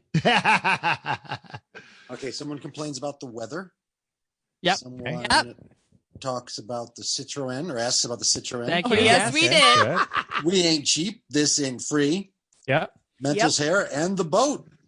Nice. Nice. That's Congratulations. Sadly, Yes. you win nothing. awesome. You get No. a koozie that you Oh, no. already have. Yay! And Yeah. and the next time I see you in Meat Space, Chris, high 5. Oh, wow. Hearty Wow. handshake. Wow. Gotta get a laurel. Yes, a laurel and a hearty handshake. I will respect you and call you Mr. K for the next 38 seconds. Thank you, Mr. K. So no, following up with what Chris is saying is passing on, and I'm going to take a little bit of his stuff, and I don't want to take away his whole point because it's an excellent point. If we have learned anything from this year, I had 5 people that I work with directly that have caught it, and 2 of them are no longer with us. You know, and it's interesting that we all keep coming back to, yeah, we love racing, but we miss the people. I miss being able to hug people. I miss the parties. I miss the potlucks. I miss, you know, this interaction. And I've made it a point to reach out on social media because that's what's available to us, not just in the racing community, but just the community that I've built over the years that I've been blessed enough to share people's lives with. Just I'm tired of being macho tough guy, and I'm just telling people what they mean to me, and I'm telling people that I'm glad that we're friends, and I'm telling people what matters. You have no idea what is coming down the pipe tomorrow. So if you're thinking about sticking yourself out there and telling an old friend that they mean a lot to you, you need to do it, and you need to do it now. And that's meant to be an upper, not a downer. Yeah, I was going to say, not a bummer at all. Go ahead, Chris. Yeah. Great. I was gonna say, take advantage of your COVID time to do stuff. I mean, COVID time, I mean, not you're sick and you feel like it's terrible, but we all are home more. Most of us are not commuting. There's a time in the day to do stuff, right? And I feel like I've done a pretty good job of this year of attacking some projects I wouldn't have attacked otherwise, like the trailer. Like stripping it all out, insulating, wiring, lighting, you name it. And now it is so much of a better place to be when we're at the track. Like it's totally improved. The boat was a project that we bit off more than we could chew in the time we had. But I'm happy that with progress we made, that was great. And that leads into, and then the house products we're doing now, but still the last thing is the boat led to this of make sure to take some time out to do something relaxing. That's whatever you like. You have more time, fit your normal stuff in, but take time for you and do something nice and relaxing. Like boat time. This is so retro. Or talking to Al Jones. I'm unmute. I had to unmute. We have Al Jones with us. Al, tell us about your COVID experience. It is, the one thing that I started during COVID, which has been a huge thing for me, both mentally and socially, is iRacing. I never iRaced before April of this year, and got into the Lemons thing, and have since then got into the E1 Racers Monday night races, and it's been fantastic. Great to have you. I love Races. Yeah. Races. Air quotes. Yeah. But I'm kind of an outsider on the lemon scene because we've been building our car for 4 years and haven't gotten on the track yet. So we kind of know some people. I was going to say, I think our Z's been 4 years. Almost. We've actually, we had one car almost done, and then it blew up. So we started all over again with a new car, and the new car hopefully will be ready for Pittsburgh next year. What are you building? We're aiming for Mazda RX-7, first gen. Oh, cool. All right. With magic spinning triangles? How many mufflers? I bought how many mufflers? Well, right now it has open headers, which is just great. It's like we run a garage in a residential neighborhood, and every time I fire it up, it's just I can hear people just yelling. Yeah. What is that noise? But the plan is to put as many mufflers on it as we can possibly. Excellent. Everyone thanks you. Good. Well, we're not gonna let you pass if you've got open headers on an RX-7. No. I don't think passing is going to be an issue for us anyway. So that's fine. No, tech, not people. No. Oh, I just on the track. Oh. Okay. Is it a 12A? It is a 12A carbureted. Yeah, so. you might be a little outgunned. It's a good. Yeah. That's probably a C-class car. We don't care. We just want it to last long enough that everybody gets a turn. That's our whole goal. No. Well, that's a great first race goal. That absolutely is a great first race goal. We're gonna do 30-minute shifts. Yeah, we did that too. Yeah, I remember that. We're gonna do 30-minute shifts. We're gonna make sure everybody gets their butt in a seat, and then we're just gonna let her snap and see how long it lasts. That's great. Well, and I want to say real quick that it is great that the COVID has brought this whole iRacing thing. And Lemons, iRacing has been around forever, but Lemons would never have done it without the COVID. And people needed an outlet. A lot of people jumped on iRacing, and I jumped in too. But I think that the broadcast and everything that's going on in the Lemons iRacing world has really, it has really brought the flavor, the spirit of Lemons to a lot of different people. So it is the positive thing, Well, one of my Meat Space teammates is a big Lemons or iRacer for a long time. I mean, he does all the big events that are on iRacing and stuff, and he's probably been playing the game for 10 years now. So he's the one that kind of dragged me in. He gave me a pedal and wheels and said, "No, you must do this." And then I, of course, entered a Lemons race and wrecked half the field on the first lap. Fine. Yes. Right. Yeah. Fine. You're just like Jeff. Totally okay. Oh man. Just like Jeff. Fantastic. No, that was me. Awesome. Yeah, well, all right. Yeah, that's been fantastic. I can't wait to get behind the wheel of the real car and meet everybody in real space and not just online. So that's going to be fantastic. But Pittsburgh in April next year is going to hopefully we'll be ready to go. Cool. Good choice. Sure Great. We're all there. Race. We'll stop by and probably still be 6 feet away, but say hi. Yeah. That's all right. We will get a beer. And I'll bring Gobleritos for everybody. There you go. Excellent. Woo! Yeah. Awesome. Promises of beer and food. we'll walk you right out of here. Thank you for joining us. We're going to be there. We are going to move on to the next segment. The next segment is Ask Me Anything.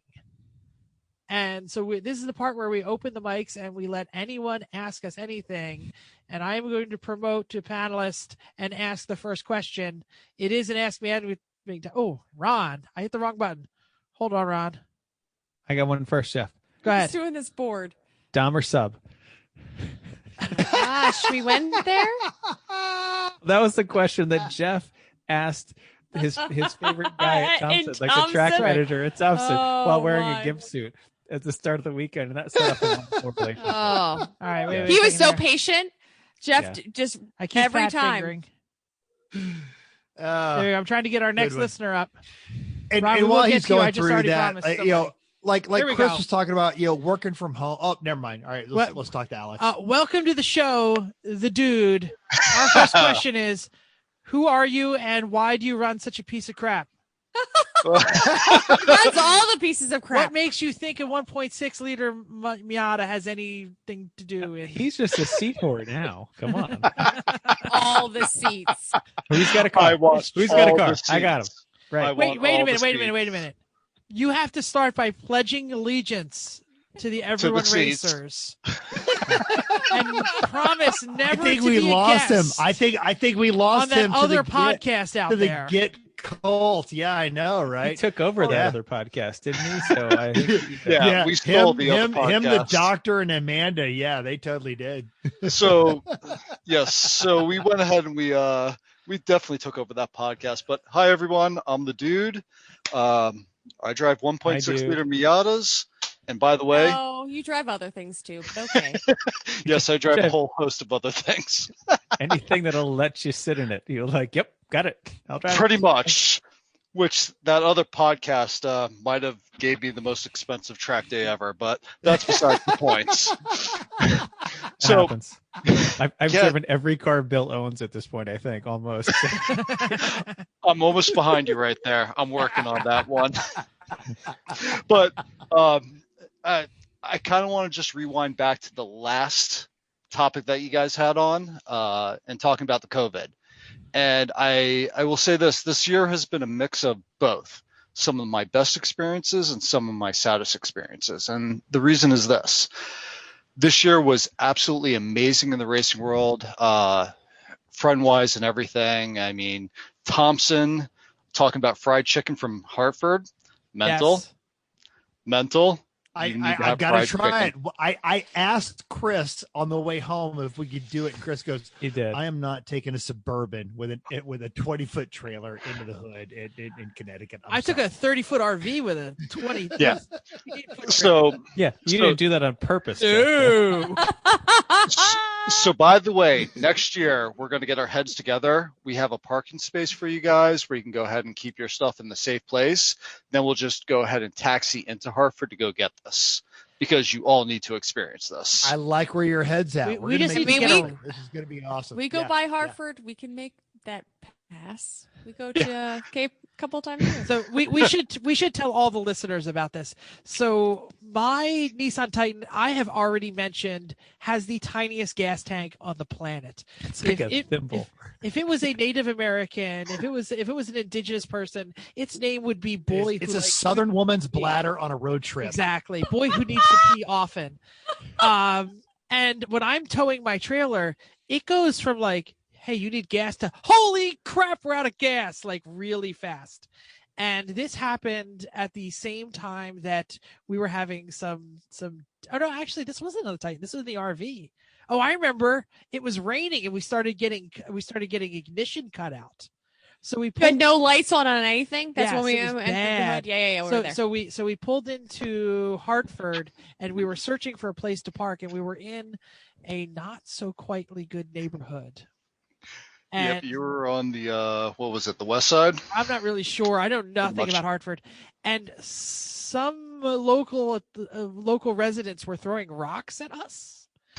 No. So we quickly got some local youths were not appreciative of the 40-foot wall carrying the 30-foot box If only they knew what you were driving, right? Sure, it's an RV, but it's not really the best example. I mean, it's my bed, so I'm going to say it's great, but it's not always the best example of an RV. So we quickly bounced out of there and we landed in a little tiny, hard to get into and out of gas station, and we filled up and everything seemed to be good. And I'm like, Jim, I just got to run in and grab some food. It says they have food in there. So I go in and they have, it's like a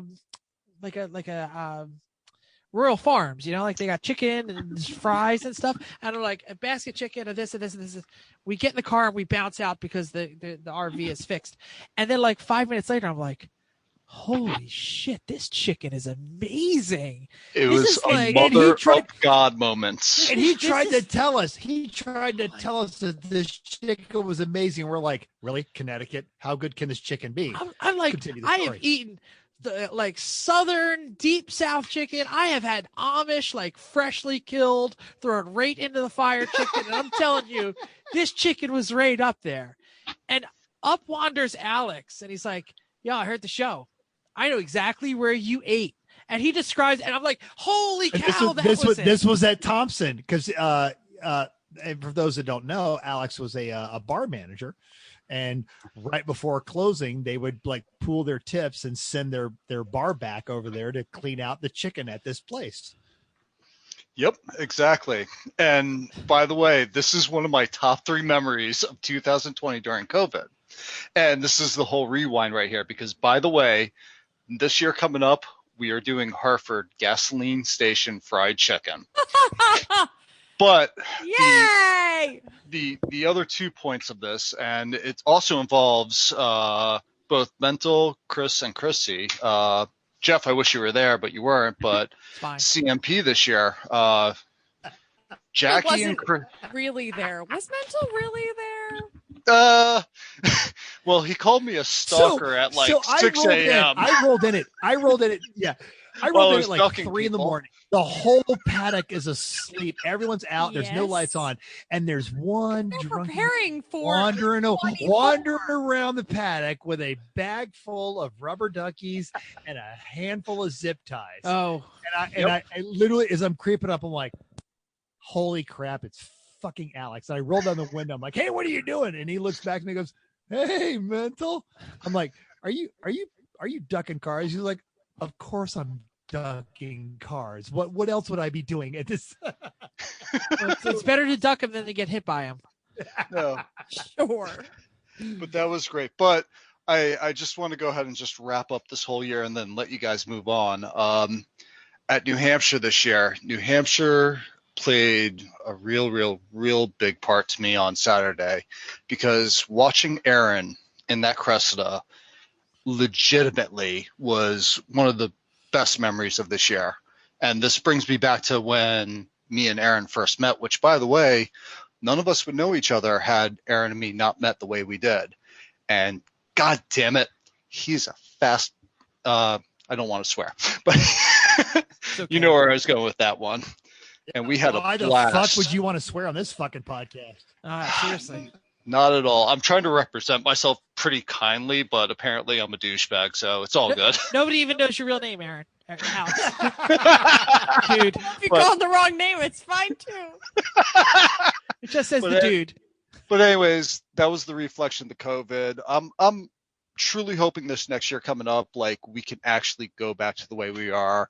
Handshakes, hugs, everything, gathering around, having the bonfire at Thompson, just being us. And that's, I think, what we missed this year.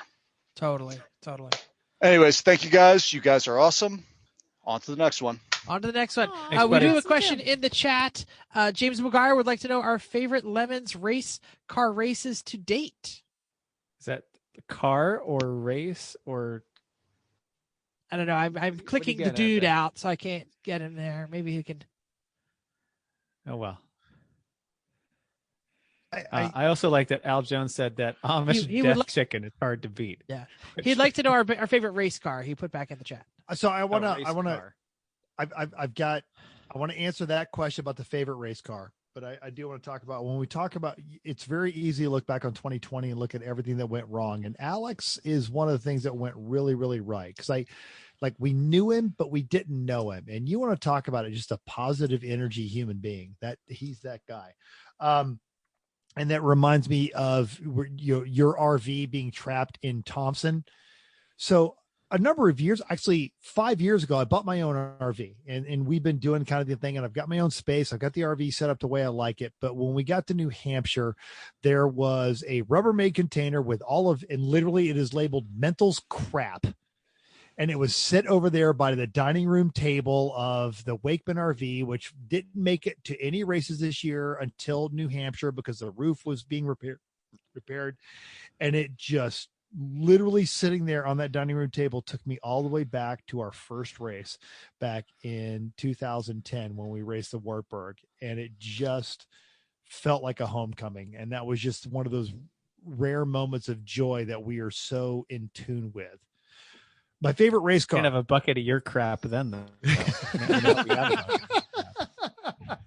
My favorite race car this year for me, and this gives you times all this, and not to dismiss any of the Three Pedal Mafia cars, but I got to drive Melvin Woods LS powered BMW, and that friggin' car is just insane. It was heartbreaking when I had to turn down the seat at Barber in 2021, but that car is awesome, and him and his wife are amazing, and she made all kinds of like vegan stuff for me that whole weekend at Gingerman. But I love driving a slow car fast, but I like driving a fast car fast even more. And that car just had the cheat codes of, oh, would you like to pass everyone? We can totally do that. Just mash on the throttle, we'll pass everybody. Yeah, that was my favorite car this year. I'm going to favorite car of all time. Yeah, I'm with you there, Jeff. So go ahead, Chris, because I'm still thinking. I haven't figured it out yet. The boat.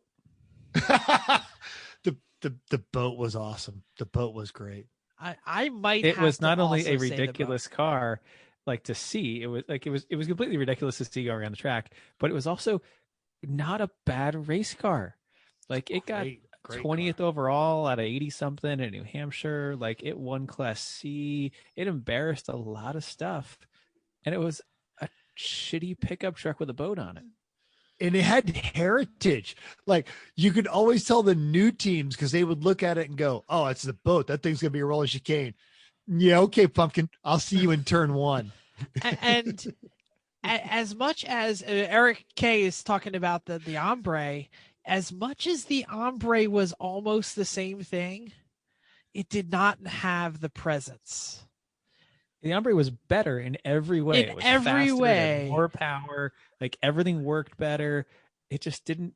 The je ne sais quoi was not there. I don't remember who said it. It might have been Mental because it sounds like the boat was a very, very willing dance partner, but it wasn't ballet. It was the tango.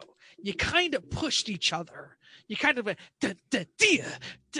it was like an angry dance. You know, and that's what made the boat the boat. I'm going to say the boat. Yeah. I'm not, because I never had a good stint. Plus, I hated the seat and I never felt good in the boat. Seat was terrible. Seat was terrible. There goes, and I know. I never got comfortable in the boat. So I have two options. One was when the Civic was awesome. So the race when we were against Suncook and things were going well, and there was a time when the Civic was the surf. It was awesome. When the turbo worked, yeah, like we get two races at a time. The turbo worked, the chassis was set up right, and the damn thing was amazing. And we didn't have the problems like the last race when it braked and you would shimmy into the next car next to you just because that's what it was doing, and it was doing funky things. So it's not the Civic when it was at the end; it was the Civic in the middle of when it was awesome, fairly reliable, and fast. And you would get out of it and you'd be like, "That was awesome." That's one. The other, and you know, I have to say this is an older car, not ours. The Moke, and I think it was probably because I wasn't as good as I am now, but it was a fun car at the time, and I enjoyed it for what it was at the time. So I'm gonna go with the Moke as my other one. Why don't you explain what the Moke is for those who might not know? the Moke is 1967 Austin Mini Moke. So it's a Mini Cooper Jeep. Basically, it was a failed military version of a Mini. You've seen Fantasy Island. It's the thing that Tattoo drove. Yeah. And Spank put a 1275 in it and Cooper S stuff on it, but it was center drive. So you just sat right in the middle of it. Center drive. Yeah. And you sat right in the middle of it. And it was, it was just the cage, no roof at all, just like flat off the car. How cage. and why do you, when you're building a Moke, do you say, you know what this needs? This needs center drive. Because that involves moving the seat 6 inches to the right. Like it's. I mean, the whole seat, right? The whole car is this. It's safer that way. This big, it's right? Totally safer that way. It's this big, and then you just put the seat in the middle, and it was not a big deal. But it was an awesome car. There's nothing under the floor. The floor is completely flat. So, like, move the steering wheel slightly to the right with a new bracket. It's better when you make the cage right up above you. You put your A-pillars out. You're not sitting in front of anywhere close to an A-pillar. You're sitting right in the middle. So it was awesome. And it's been years and years since we've driven it. And if it's still around, I'm sure it still is because it's bang. But yeah. So I'm going to say that's my favorite car of all time. Nice. A picture of that race was on the Lemons Facebook today. And someone said, is that Jesse Combs? Oh yeah, it was on today. Yeah, it was on today. Oh, I posted it recently on my Facebook as well. I want to point out there's some of our listeners. They point out that they enjoyed driving the Ombre, one of their best experiences. Eric was on fire. He was on fire. He got out and he was like, I'm just going to talk over him. It was the giddiest he's ever been. The 47 Plymouth. Ready now? With the car, and Eric definitely, Eric definitely connected with that car. Yep, I know it. Absolutely. But also, Mike is mentioning the 47 Plymouth when they finally got it sorted in the dry. They could leave BMW E36s because BMWs are boring and 47 Plymouths are not. It's true. Alex the Dude is talking about driving El Jefe at Charlotte. Sadly, the El Jefe that you would have driven was not the same El Jefe that we have driven. It has deteriorated slightly under the capable hands of your average ceramist. Haven't you heard? I'm sure you've heard the association. Yes. We are still in Ask Me Anything. We will throw it open to the listeners. If any of the listeners on the line have a question, raise your hand. I'll bring you in. Al Jones says, Dear Santa, please bring fiber optic internet to Las Vegas. Please, pretty please. Is there any way you can can you hardwire daughter's homework? Please? Yeah.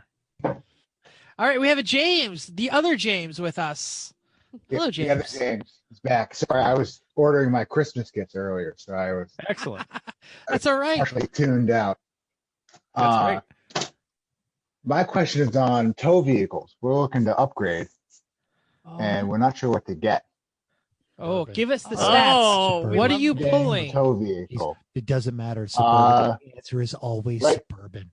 Right now we have a Explorer with an open trailer, but we probably want to move to a box trailer at some point. Yes, you Maybe do. 24. Enclosed trailers are worth every penny. I will say that my Suburban is a 3/4 ton 03 with a 6-liter. The thing I don't like about it is the 4-speed automatic. It falls between gears and it just can't deal with it sometimes, even though like we're totally in the range and I have an aluminum trailer. So whatever you get, make sure it has at least a 5 or 6-speed automatic without a doubt. That's a simple the place to Explorer start. has probably at least a 6-speed automatic, and it even gets stuck between gears too. So my teammate Carlton always drives, and he manually shifts it up to the right point. It just doesn't have the balls. Like it's got to be full frame. I mean, when you're towing a box trailer, if it's a 20-foot, you can get away with a 1/2 ton. Once you're into the 24-foot range, like just go right to the 3/4 ton and up. Like they're just so much beefier.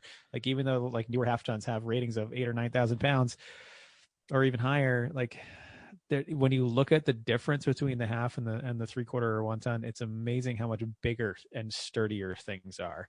Like the frames are just so much bigger. The brakes are bigger. The control arms are bigger. Like everything just makes it easier. And the last thing you want to deal with after racing all weekend is a sketchy tow home. Like you just want to get in there and just drive home and be comfortable and chill.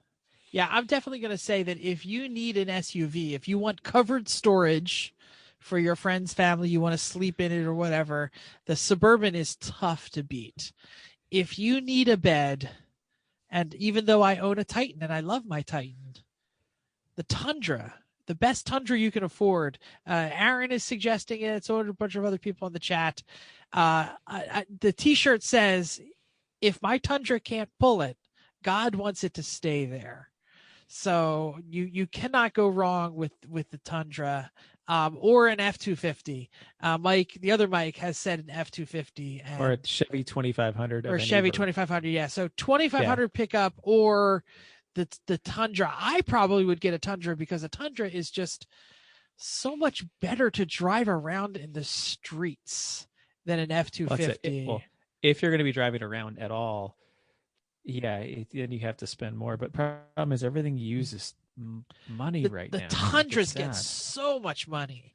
And that's why I have a Titan. That's why you got a Titan. Because I can afford a much better Titan for the same money, or a shitty Tundra or a very nice Titan. I went with a very nice Titan. If you're buying used though, try to get it from the south. Like do a fly and drive.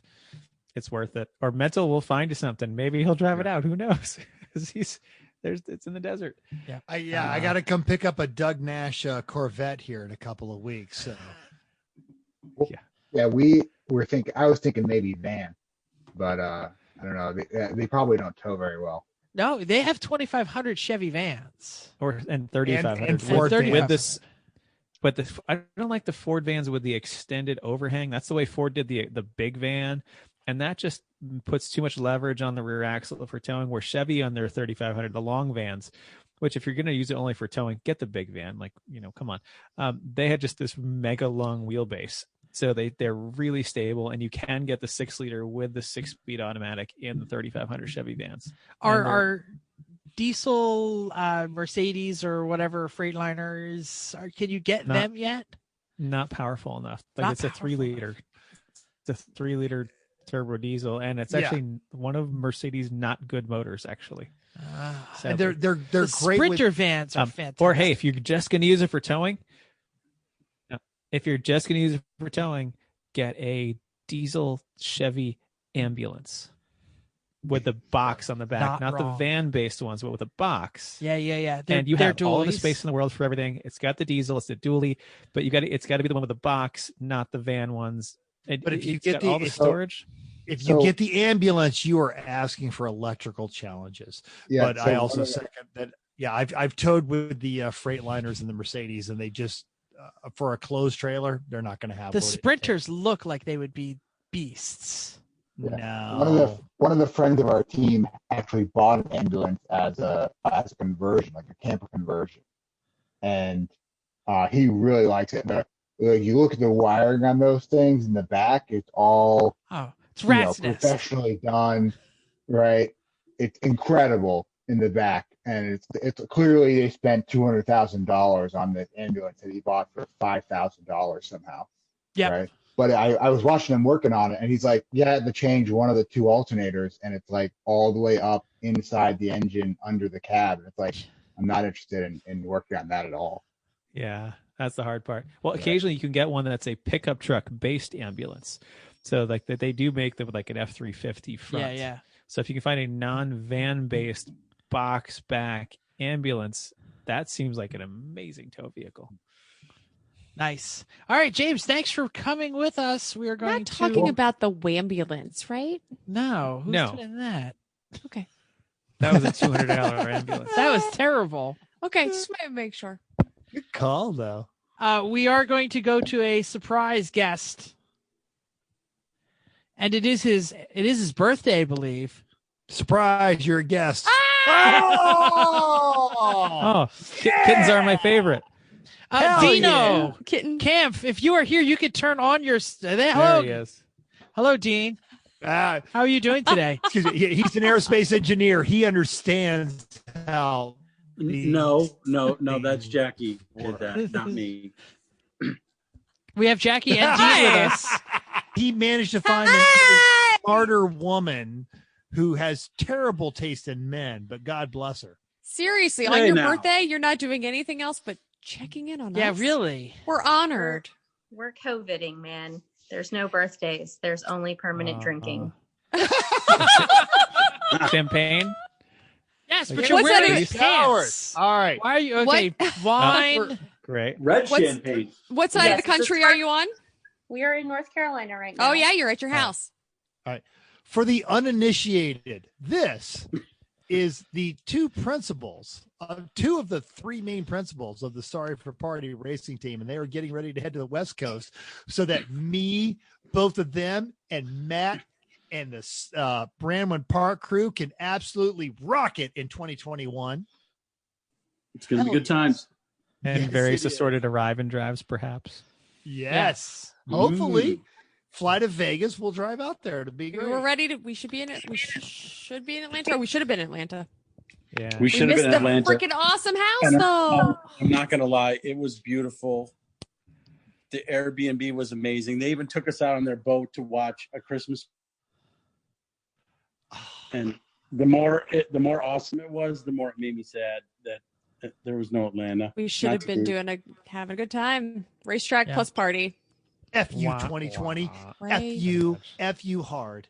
Well, we're gonna make it happen in 21. We got it. We got this. Cool. All right. Cool. Dave, thank you for coming with us. Happy birthday. Do you have a question for the panel? Because we're at question time. I just really put you on so I could say happy birthday. So yes, happy birthday. Nice to see you guys. Nice to see you. I don't have a good question. Otherwise, I would do that. But that's thank all right. you. Okay. And also Jackie. Also hi to Jackie. Yes, Jackie, of course. The greatest team manager ever. Ever. Yeah.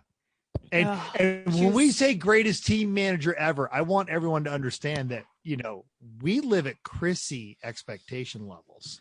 So I mean, I would have risen to her level if I had anything to do. My car was broken. No, I get it. I'm just kidding. No, Jackie had two cars. So many people to organize. She was a fantastic pit mate.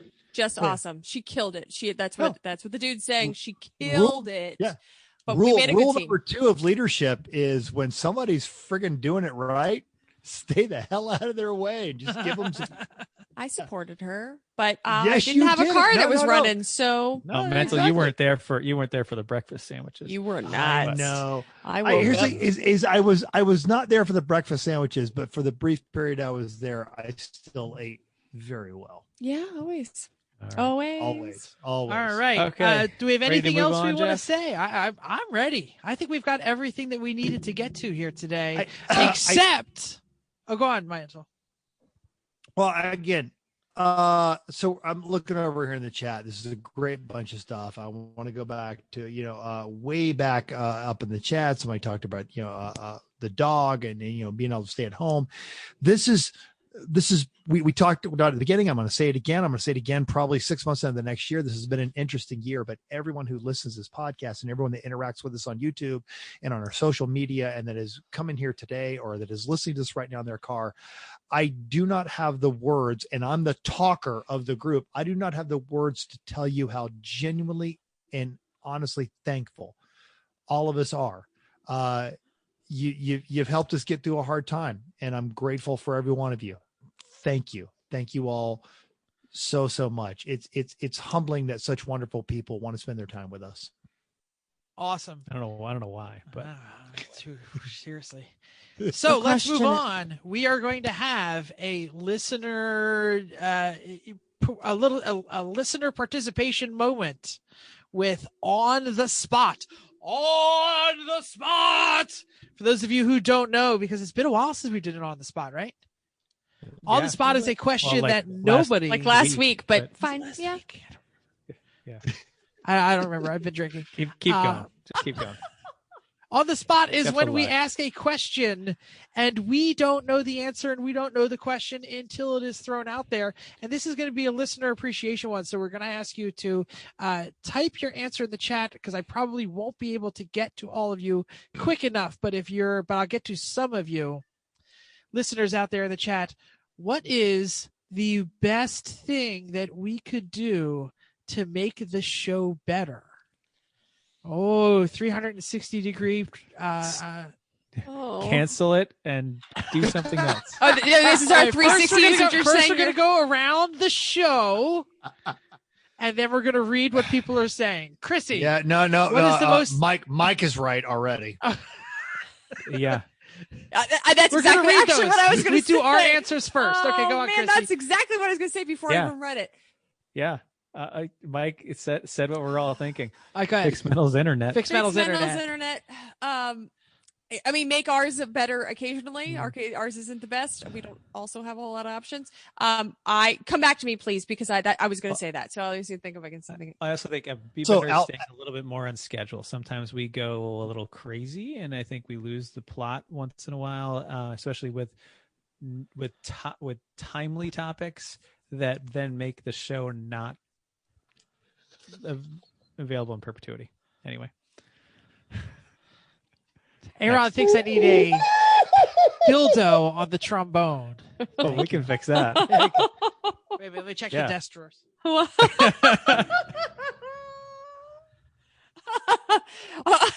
Chrissy's mom obviously says talk about Star Wars more. Oh, I should mention, Chris. I should mention that I was on the. Oh, she knows. Oh, did they hear it already? Oh, I don't know. I was on the other racing podcast, the Garage Heroes in Training. And by the way, those dudes talk even longer than we do. It's like 2 hours and 50 something minutes. Yeah, you commit. We're not trying to be like them, Jeff. No. It's okay.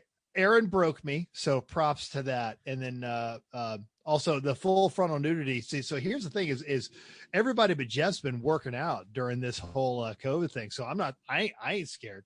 Yeah. So yeah. Oh no!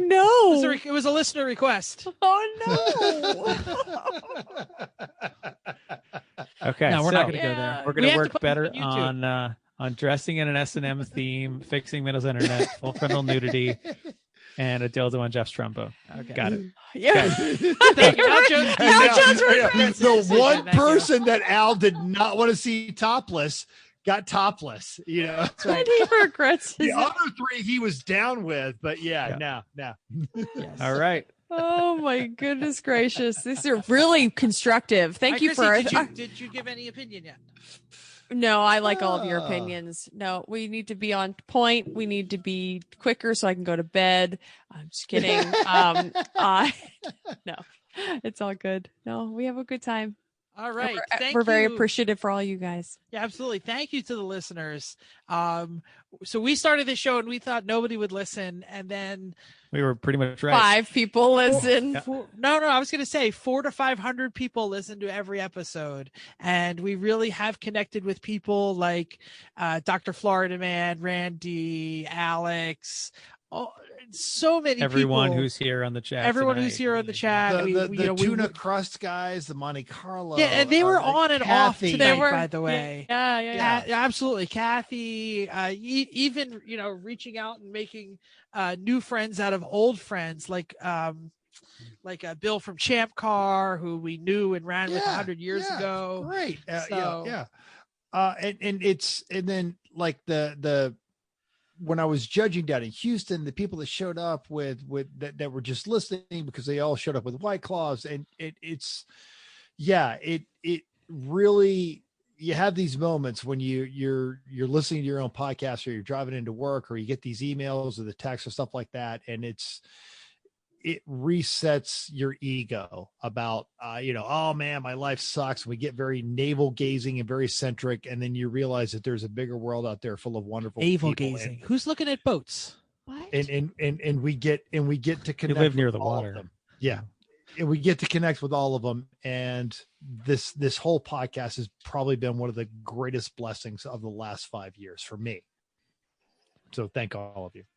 Yeah. We've really been doing it for 5 years? No. No.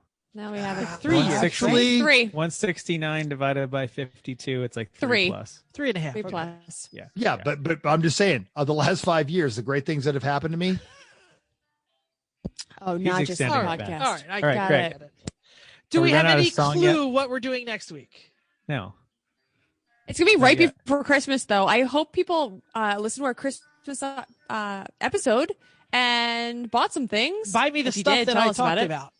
I mean, Especially sure with that the too. Catalyst. Yeah. Also, quick thing: if you guys want some stickers, I will happily send them to you if you don't already have them. So, email us everyone.racers@gmail.com. Send us your address, and we'll send you some stickers because Or we text love you. us. Yeah, or text us at 484-243-0455, and I'll get that information to Chrissy, and she'll absolutely be all over it. Okay. Does anybody want to read the rest of the outro? No, we just. No, I'm not mad. I'm like, why why do want I people- read this thing every week? Go. Just go. Because you have the speaker. The speaker, thank you. Thank you for downloading us. We are glad you joined us on this live edition of Everyone Racers. If you aren't listening live and you missed it, you should follow our social media because that's where we talked about it and you could have joined us.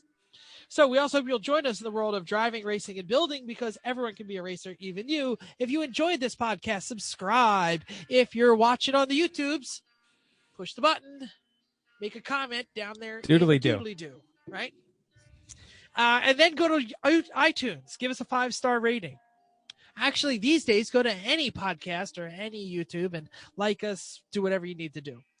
So if you have any questions or show ideas, drop a comment on our Facebook page, Everyone Racers, or email us, as Chrissy said, at everyone.racers@gmail.com. Text us, and Mental will text you back. 484-243-0455. Find us on Instagram or Twitter at everyone.racers.